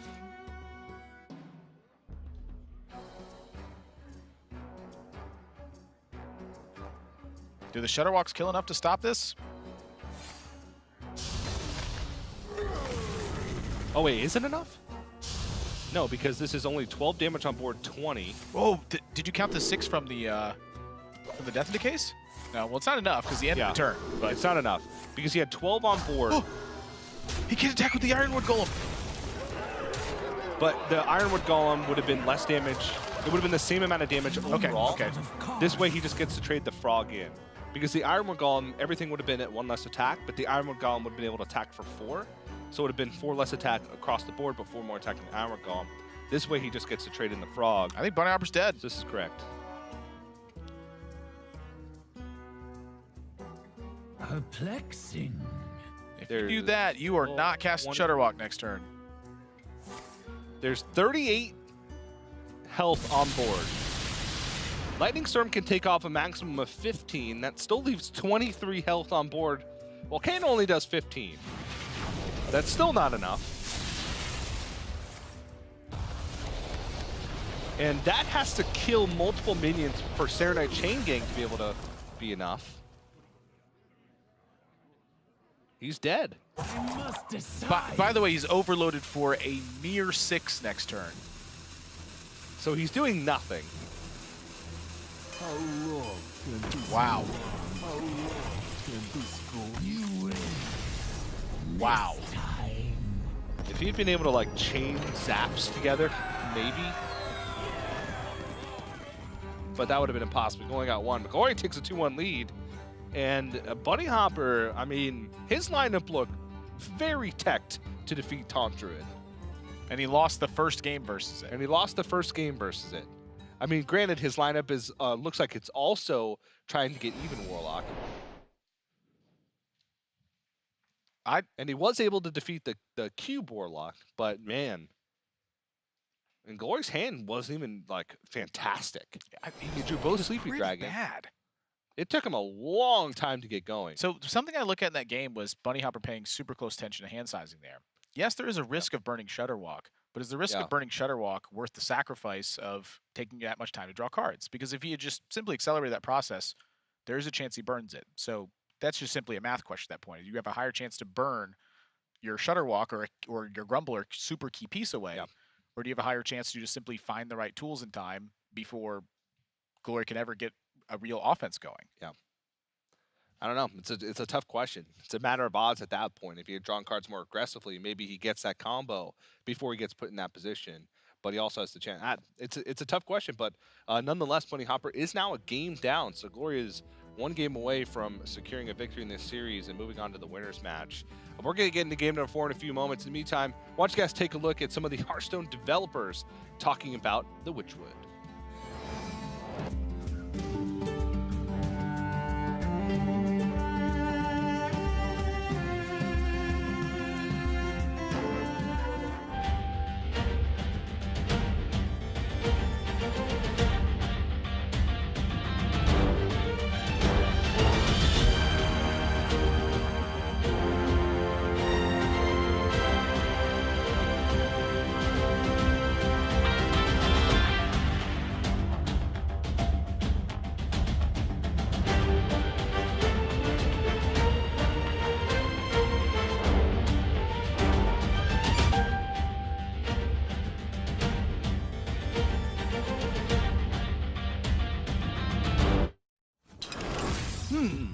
With the developers. Gen and Baku are still probably my overall favorites from the Witchwood. I'm a sucker for a good deck building challenge, so. Well, number one is Shutterwalk. The idea of Shutterwalk was just so crazy to me, and I wanted to build a deck around it immediately. When we were designing it was one of the more interesting cards because of the applications of so many minions have battle cries, and being able to combine those into some crazy amalgamation of a deck that you never know what's going to happen just was a super fun idea. Azalina Soul Thief, I think she's a great character. I love the art. I also like how once she's played, like both players have a lot of information on what's going on. Having that information on both sides is super exciting. I really like Hagatha because there's a certain skill required to be able to deal with the randomness that Hagatha brings to the game. It is the good players who take that randomness and take advantage of them when they can. The value that you get from Hagatha and to be able to turn that into winning plays is, I think, super cool.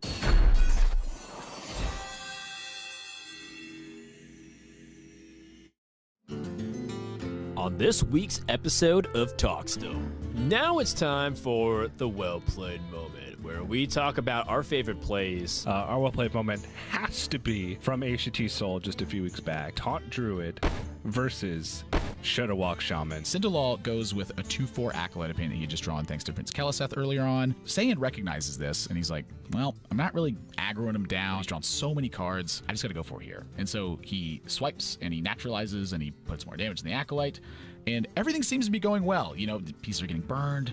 And it was burned. I'm like, these are important cards. These are very important cards. But so I was like, everything still works. And then all of a sudden, well played. Boom! Shutterwalk just blows up. And Cinderlaw, you can see it in his face. It's like rage and fury. Like Cinderlaw, he's like, I'm done. I can't win. It's over. Just concedes. And it's like, it's just insane to watch. Kind of the perfect way to cap off that intense series with Cinderlaw burning the Shutterwalk. Game 5. Oh. Yeah. Welcome back, everybody, to the HCT Summer Championship. Got to get a little glimpse of Talkstone, featuring two handsome gentlemen, and that's admirable. Yeah, that's what I was one of the three Stephen picked. I'll tell you what, though, Bunnyhoppor, he's got to be talking a lot in his own head at this point, wondering what's going on. Because nightmare. Yeah, at this point, yes, Gul'dan, you are Bunnyhoppor's nightmare. Bunnyhoppor expected to beat Taunt Druid and failed to do so. Yeah. And so now, it's the first match of the day. You've worked for months to get to this point. You put in a lot of time prepping for this. You're down a game in a series that was supposed to be favorable for you. Whew. That doesn't feel good. Yeah, and you know, he's one game away from heading to that lower bracket. And before we get into this game, why don't we go and hear from Bunnyhoppor at what's at stake here at the Summer Championship?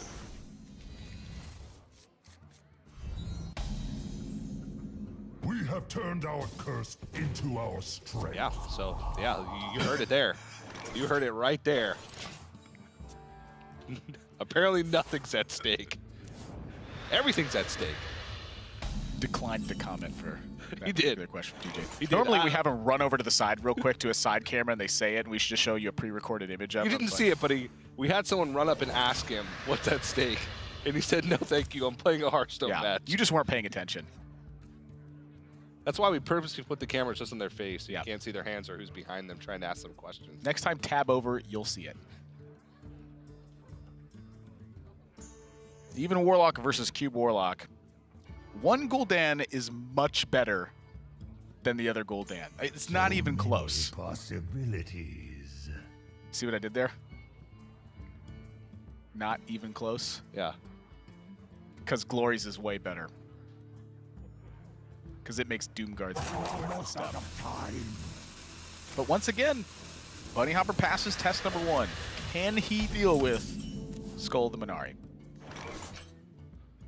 Yes, he can. I thought you were going to keep chanting. I really did. I was about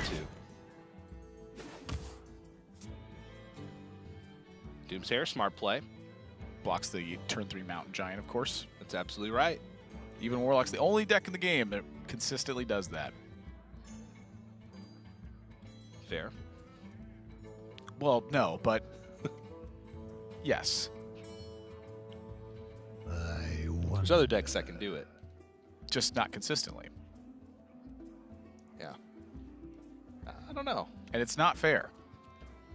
But Druid can do it with Witchwood Apple. Quite consistently, I actually didn't think about that. So many possibilities. But Glory's not playing against a Druid with Witchwood Apple in his deck. That's a true story. He's playing against an even Warlock with Mountain Giant in his deck. And this is an awkward situation. Yeah, Bunnyhoppor, he's got to throw something away here. Because Spellbreaker is so valuable in the matchup. Wow. And I was going to say, Bunnyhoppor looks like he's in the think tank, which means he's probably going to coin out that Spellbreaker, and he does. You know, I don't blame him either. You know, one of the ways he can win this game is, you know, Glory, Doomsayers, tries to rely on Skull and Minari to get through the game, and Bunnyhoppor cracks it. Yeah, because Bunnyhoppor, if he puts pressure on right now, and Glory plays Skull, that's an entire turn of doing nothing. Whereas Bunnyhoppor is just developing over and over again. Yeah, so even when the Hellfire happens here, it is still some amount of progress. Glory didn't life tap, so he's not finding extra stuff. It's one less Hellfire you have to account for in the later stage. You still get to develop here. I actually think that Spellbreaker is quite brilliant.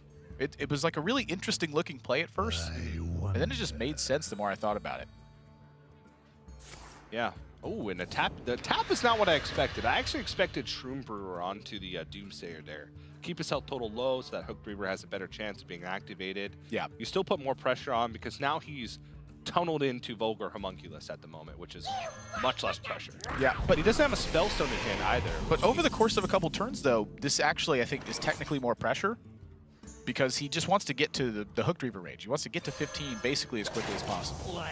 Yeah, that's true. Summon me to. So by playing this, see, he just gets there one turn faster. Right. Like if Bunnyhoppor didn't have another 2-drop here, I could totally see him burning a card intentionally with life tap just to deal himself damage so that he can get Hook Reaver online. That's a tough one because that card could be Mountain Shine, but you can't get caught in the trap of worrying about what the burn card is because you have to think about it as that card would have been on the bottom of your deck anyway. Because look at this now. It's been cracked. He gets to play a 2-drop here, so he doesn't even burn a card. Shields up. And this is plays a 7/7. I mean, this is suddenly looking really bad for Glory. This is not a good hand for this situation. Yeah.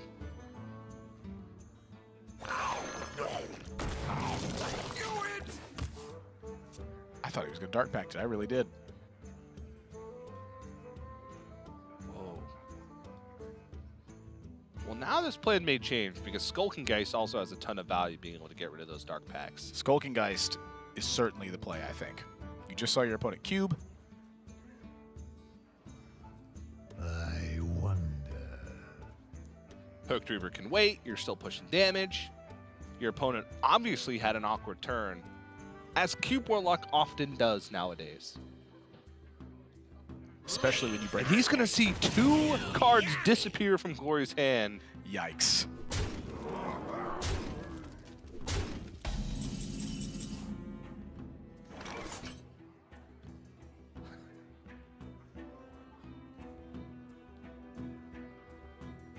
Well, he can get a pair of Doomsayers. I thought the Doomsayer's play was kind of clever, honestly.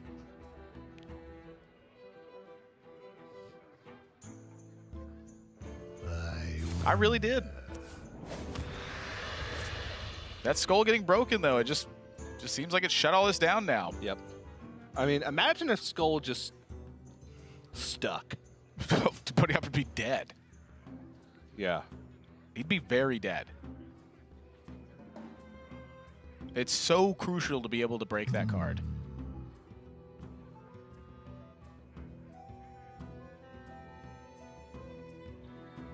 I don't see a line here that does really anything. Turn, he could have Prince Spellstone. Trying to defend against the board, but now he's just going to have to take out just the Acidic Swamp Ooze. Bunnyhoppor does have a little bit of thinking to do this turn. He wants to be able to kill the Doom Guards or kill Glory. The Doomsayers. When the Doomsayers pop out. I think Sorry, I think he can kill Glory, to be honest. Dark Packs are gone. He's seen a Spellstone. If he plays Fulgrim Bunculus and a Hooked Reaver as a 7/7 and pushes 6, Glory's at 13, and Bunnyhoppor then has 6, 7, 8, 15 damage on board. Plus with a the Hellfire Spellbreaker in hand. And a Spellbreaker. Yeah, I think he's got this one pretty close locked up. I mean, Glory is going to be able to face this Manipulator. But he's got Black Knight. And Spellbreaker. Yeah, he's got everything to defend himself.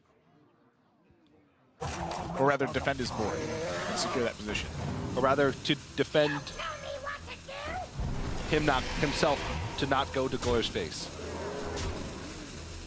This still presents a 2-turn lethal opportunity. Yes. It's more resilient, I suppose.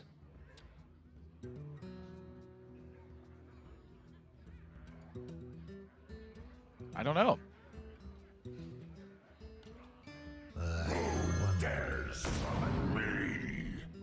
Rip the Doom Guard. It's not a 2-turn lethal anymore. No.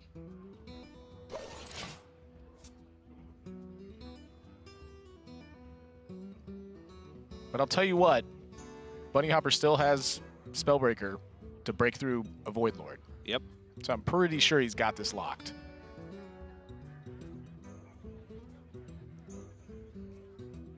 I don't see any way out of this one for Glory. So many possibilities. Once Cube Warlock falls behind like this and has to play a Doom Guard from hand, it's pretty much over.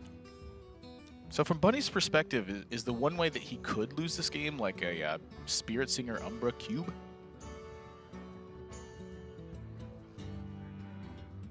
I wonder. To be honest, you don't even lose then. Because you can't even clear off. Well, you can clear off your board. No, you wouldn't be able to clear off your board. Because you're playing big stuff here. I think you're hitting him in the face every time. Yeah, it'd only be 10 damage. Yeah. You don't even lose Spirit Singer Umbra If you Cube. Spirit Singer Umbra cubes, he would have to clear off every minion to survive if you go face because you have Hellfire. Yeah.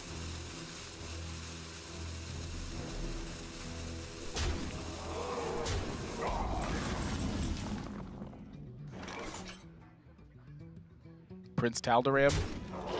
No. I'm trying to think of anything. What's that thing you always say? 3 roads to El Paso. Yeah, to El Paso. 3 roads to El Dorado. All of his lines are winning lines.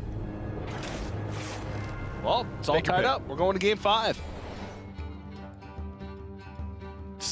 Just the tech cards. That's what like the whole matchup's been so far. Yeah. It's been tech choices winning games.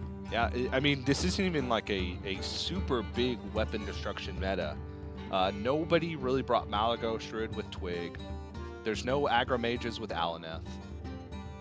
Not even any odd rogues with Deadly Poison. Just respect for Cube. There is a lot of weapon destruction cards in the tournament, though. They're just not that bad of cards. You know that slot, it's okay with it being occupied as something that's fairly innocuous because it's the big momentum swings that are often deciding a lot of games. Yeah. It's kind of weird to see, honestly. Like, this has been quite rare in the tournament thus far, just cards having this massive impact on a single game. You know, these kinds of games, they're won outside of the actual game-playing process. They're won during the deck-building stage. And it seems like Bunnyhoppor, at least for this matchup against Glory, has made the right call. It seems like his tech choices are lining up better. It's just some of his overall matchups are falling a little bit short. Notably in the first game that put him behind in the first place with the Shutterwork Shaman versus Control Mage. That was a big mismatch for him. And Glory steamrolled that one. So now it all comes down to this. It's going to be Cube Warlock once again. Versus Shutterwalk Shaman. Versus Shutterwalk Shaman. And surprise, there's a Gluttonous Ooze.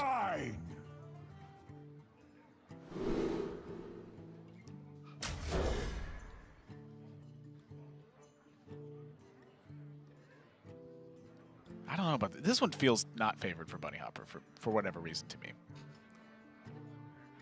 I know what it is. Probably because it just felt like his deck didn't do anything against the Taunt Druid. Yeah, I think that's why. I think I'm being actually biased right now. Like cognitive bias.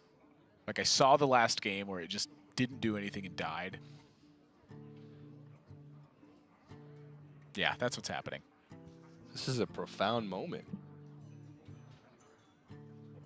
He's becoming self-aware. Right before our very eyes.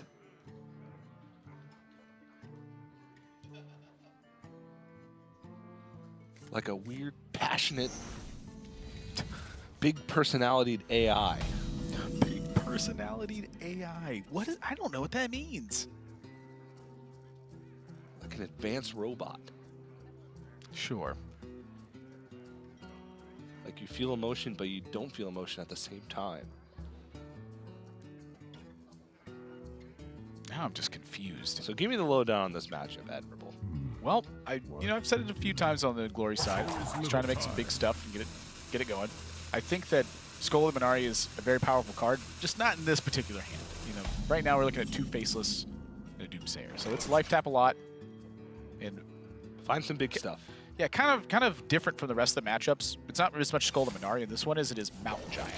You want big Mountain Giant early, threat check Bunnyhoppor as soon as possible. If that fails, well, then it's plan B. Try to get some Doom Guards in play, make copies of them. Resummon those copies with Blood River Gul'dan. And kill them. And kill the Shaman. Really quick after that. Bunnyhoppor just in the tank already about whether or not to totem on turn 2.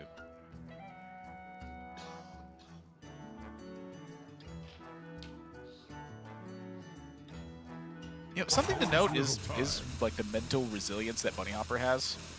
Like, he has looked the exact same throughout pretty much the entirety of the match. If you're playing against someone who's doing this every single turn, do you ever get just, like, mentally fatigued a bit? I mean, Glory's also looked the same. He's definitely held a little bit more facial expression. They've both been stoic, and I even mentioned it in the Asia-Pacific playoffs when Glory qualified. The only time he showed emotion was when he qualified. True story. And Bunnyhopper's just a calm dude. No matter when you talk to him, he's always just, yeah, calm dude. But Bunnyhoppor has grown a lot as a player over the past 2 years. You know, since we saw him at Winter, he's started to, you know, really get experience in a ton of tournaments. Yeah. Including team formats. He's got a lot of third places on his resume. WESG in 2016. Trinity Series. Trinity Series twice with his team of Virgin. Oh, yeah, that's right. It was Season 1 and Season 2. Yeah.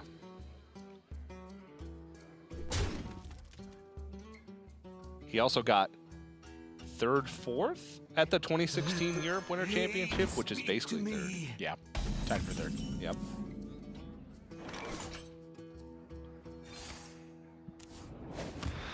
So Bunnyhopper's been waiting the whole time for this accolade to ensure that if Doomsayer hit, he could Volcano. That's what it feels like to me. I mean, it's either take Coin, Volcano, overload yourself going to the next turn where you'll still have mana for Gluttonous Ooze to deal with Skull if it comes out and draw 3 cards. I want to look at Glory's hand for a second here, though. If Bunnyhoppor Volcanoed in this spot,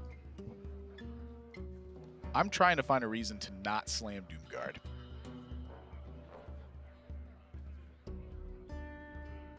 Yeah, he's gonna be on 3 mana. Maybe that's playing through Bunnyhopper's head right now. He's saying, "Well, I have the answer to Skull." I wonder. Because then, at the very least, Glory can face us at the next turn.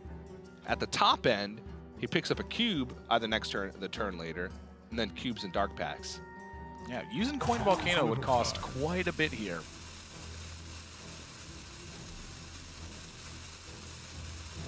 Otherwise, he just draws no cards and says go. Wow. He has Bog Shaper in hand, though. So the Bog Shaper plus the coin can draw him some minions.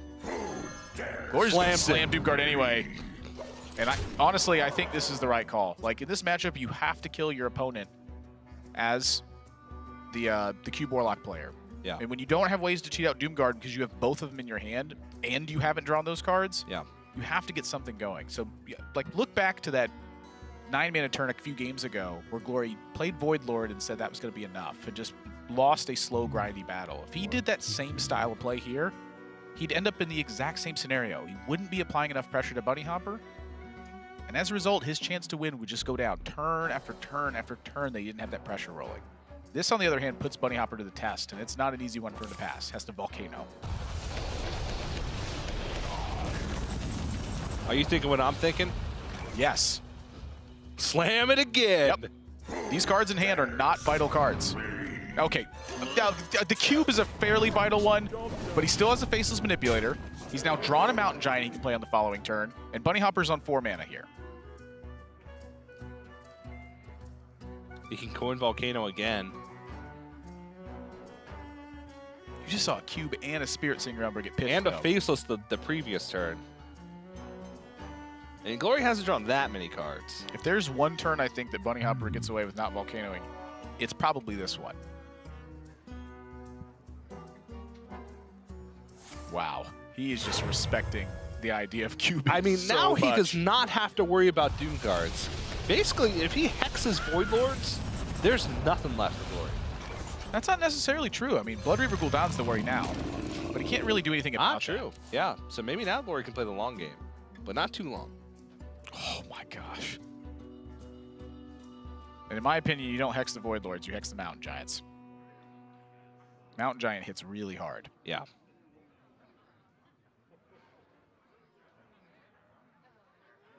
Void Lord, that's just 3. Nobody even cares about that much damage. When was the last time your opponent turn 1 lightning bolt you and you went, dang it? Never. Nobody cares about 3 damage. Makes sense if you don't think about it. You just blew my mind.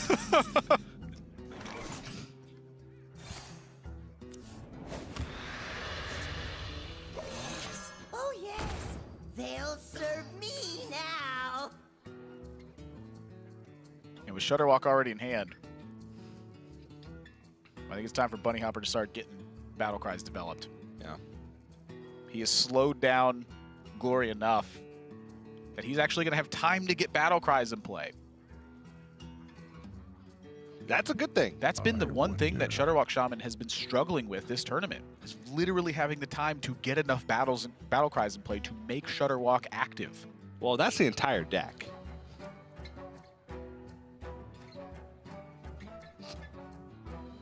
But it's not like they've struggled with card draw or with finding the right tools. It's always been time to play the cards. Yeah.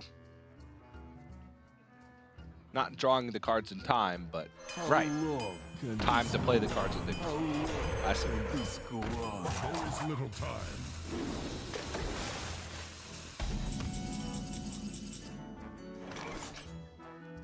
And with Hellfire in hand, that second Mountain Giant's looking scary.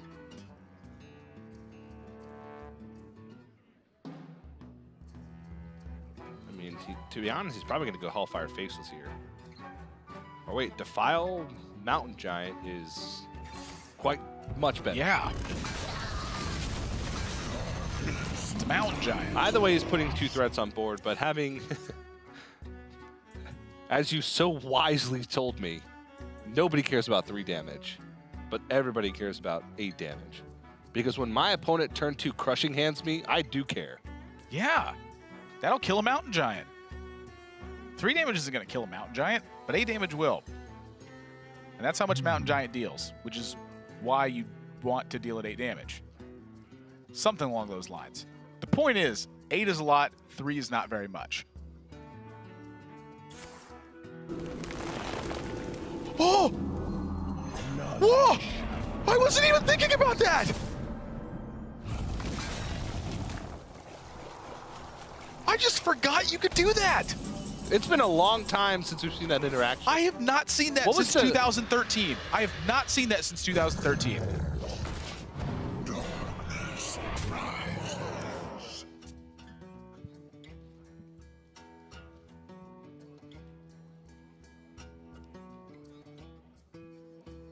Actually, I think I saw it more recently. Because you can do that with Mark of the Wild too. And what was that warrior card that would give something taunt? Sparring partner. Sparring partner. You can do a sparring partner as well. I wonder. I never played with sparring partner. 3's just not that very much.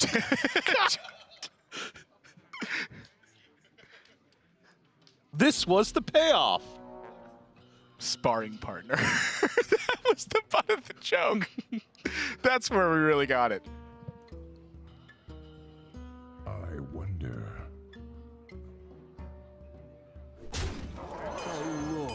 That makes so much more sense with the He bog even shaper gets to grumble the Black Knight back into his hand and kill another taunt minion. And then once he plays Shadow Walk, he can just kill more. Yeah, Grumble being in play is a big one. I mean, Glory does need to kill this card this turn. If you let your opponent Shadow Walk with Grumble in play, that means they guarantee that the Shadow Walk keeps going. The other way, however, it does not guarantee that the Shadow Walk keeps going. Unless he finds Blood Reaver Gul'dan. Unless he picks up Murmuring Elemental. Well, there's no Life Drinker in the pool, right? Not yet, no. So this damage is actually quite relevant. Because Blood Reaver Gul'dan is summoning right now a Void Lord and 2 Doom Guards. Yeah. So that's 10 burst just on the Blood Reaver Gul'dan. And with no Life Drinker attached to Bunnyhoppor's Battle Cry pool yet. Plus a Carnivorous Cube and a Dark Pack still left in hand from Glory. We look at this game like, I don't know, 6 turns ago, it's looking quite bad for Glory.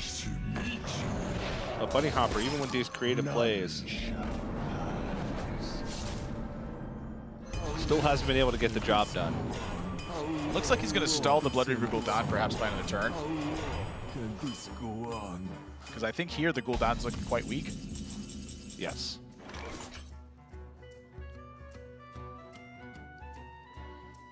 You know, if Glory feels like he wants to cube on this Void Lord, ooh, he's going to lose a lot of pressure if that's the case. What about this? You Spellbreaker your Void Lord.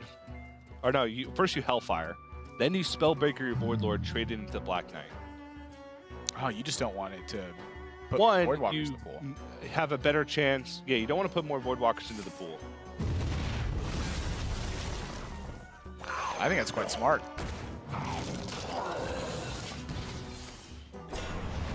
So you have the guaranteed burst.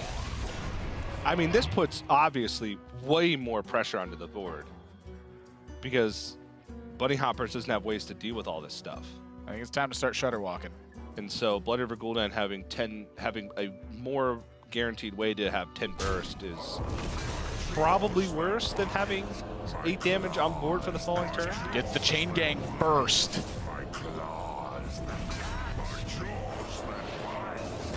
Okay, freeze a Void Lord. All right, there's another Shadow Walk. And he's still got another Black Knight activation, I believe. Nope. Well, he could play another Shadow Walk. None. I don't think he wants to. Because if he could end up putting more damage onto the board if his Black Knight kills the Void Lord. Yeah. Wait, so why did he not kill the Void Lord in that spot then? Because it would have put more damage onto the board. I see what you're saying. I mean, no health gain other than the Hagatha. And no Life Trigger in the pool, so he has no health swing from Shudder Walk.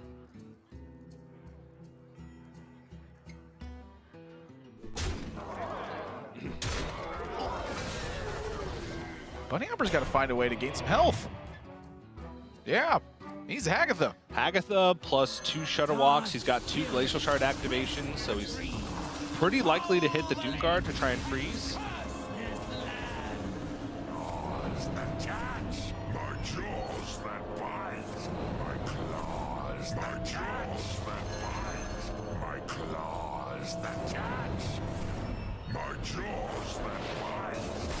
Uh-oh. His face.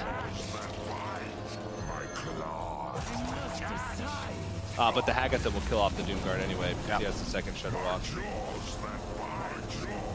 There's no Doomguards left. Bunnyhoppor's hand's going to start getting filled up with Shaman spells too, right? Oh, no, because the Shutterwalk's there. But his hand is full, so when he goes to draw, the Life Drinker could just get burned, right? It could, but I think he's just got enough 6/3s to just get there. It depends, though, on what this Lich King is going to pull. Anti-Magic Shell. X-Burn. X-Burn, okay. Well, that was a way to deal with it.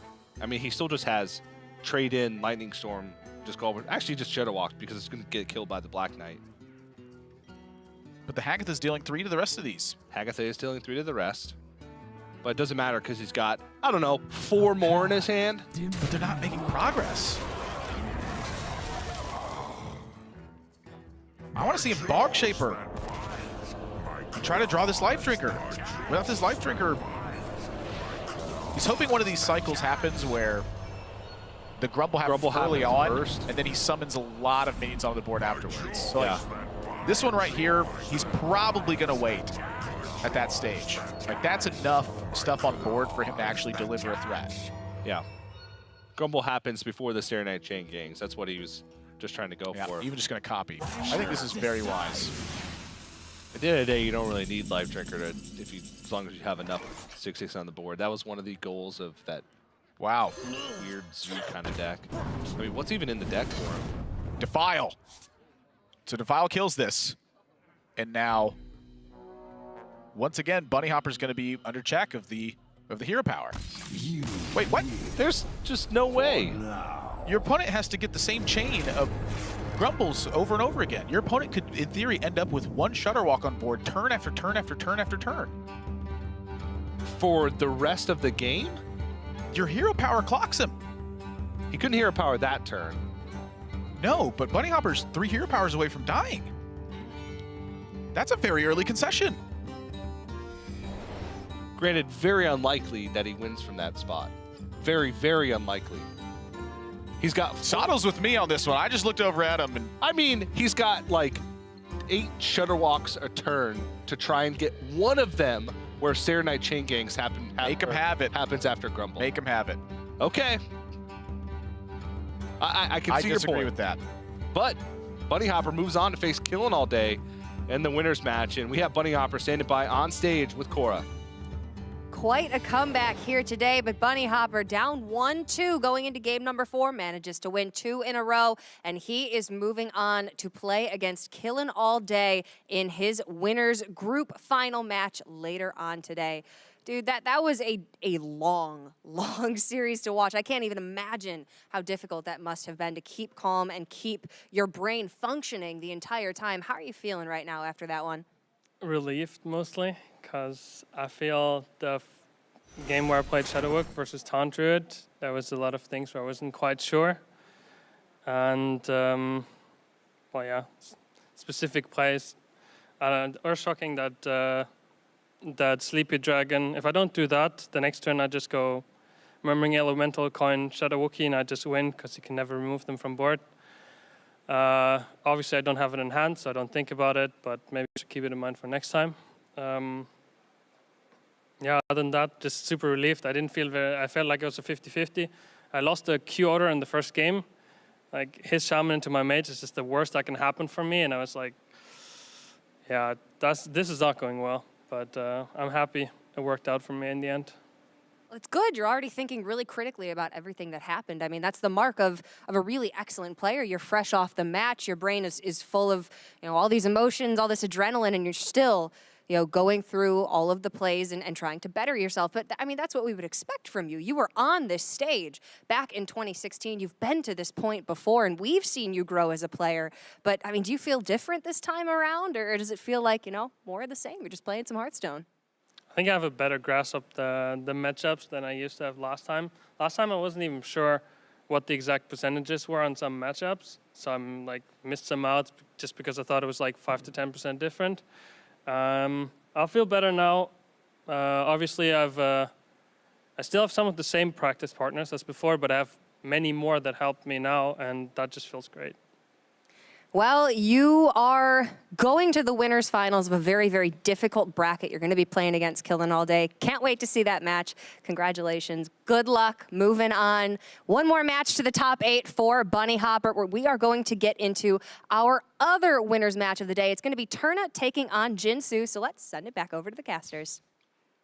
Thanks very much, Cora. And a pretty insane way to end one of the longest series, not only of the day, not only of the weekend, not only of the year, but of my entire life. That's sad. No comment. You got me. Give me something. Give me a word. Truck. Fire truck. Specifically fire truck. All right. Well, with that, we can take a look at some dramatic moments that happened in that Speaking last of fire game. trucks. Ancestral healing.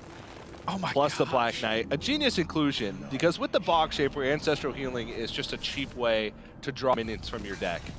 But he has found a creative use for it with the Black Knight. Whoa! I wasn't even thinking about that!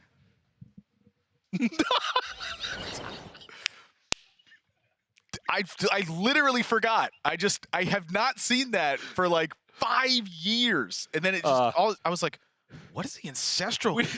We have Sottle and Derek over there if you're wondering what he was looking at over on the actual caster's test. He wasn't just looking into space. No, that's exactly what I was doing. I was just looking into space. It's a miracle. Ancestral Healing. I can't believe it happened. Black Knight looking into space. But that was a fun match, admirable. Always a pleasure. But it's time for the winners matches. Let's go ahead and get those underway.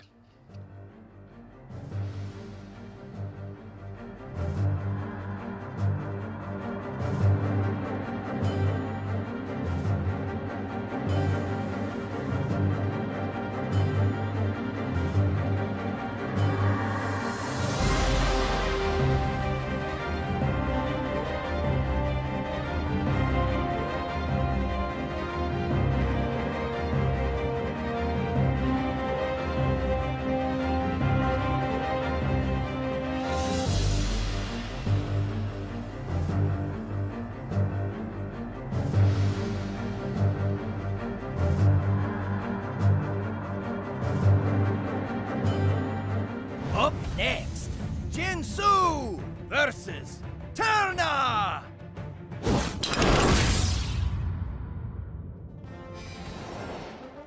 Welcome back, ladies and gentlemen.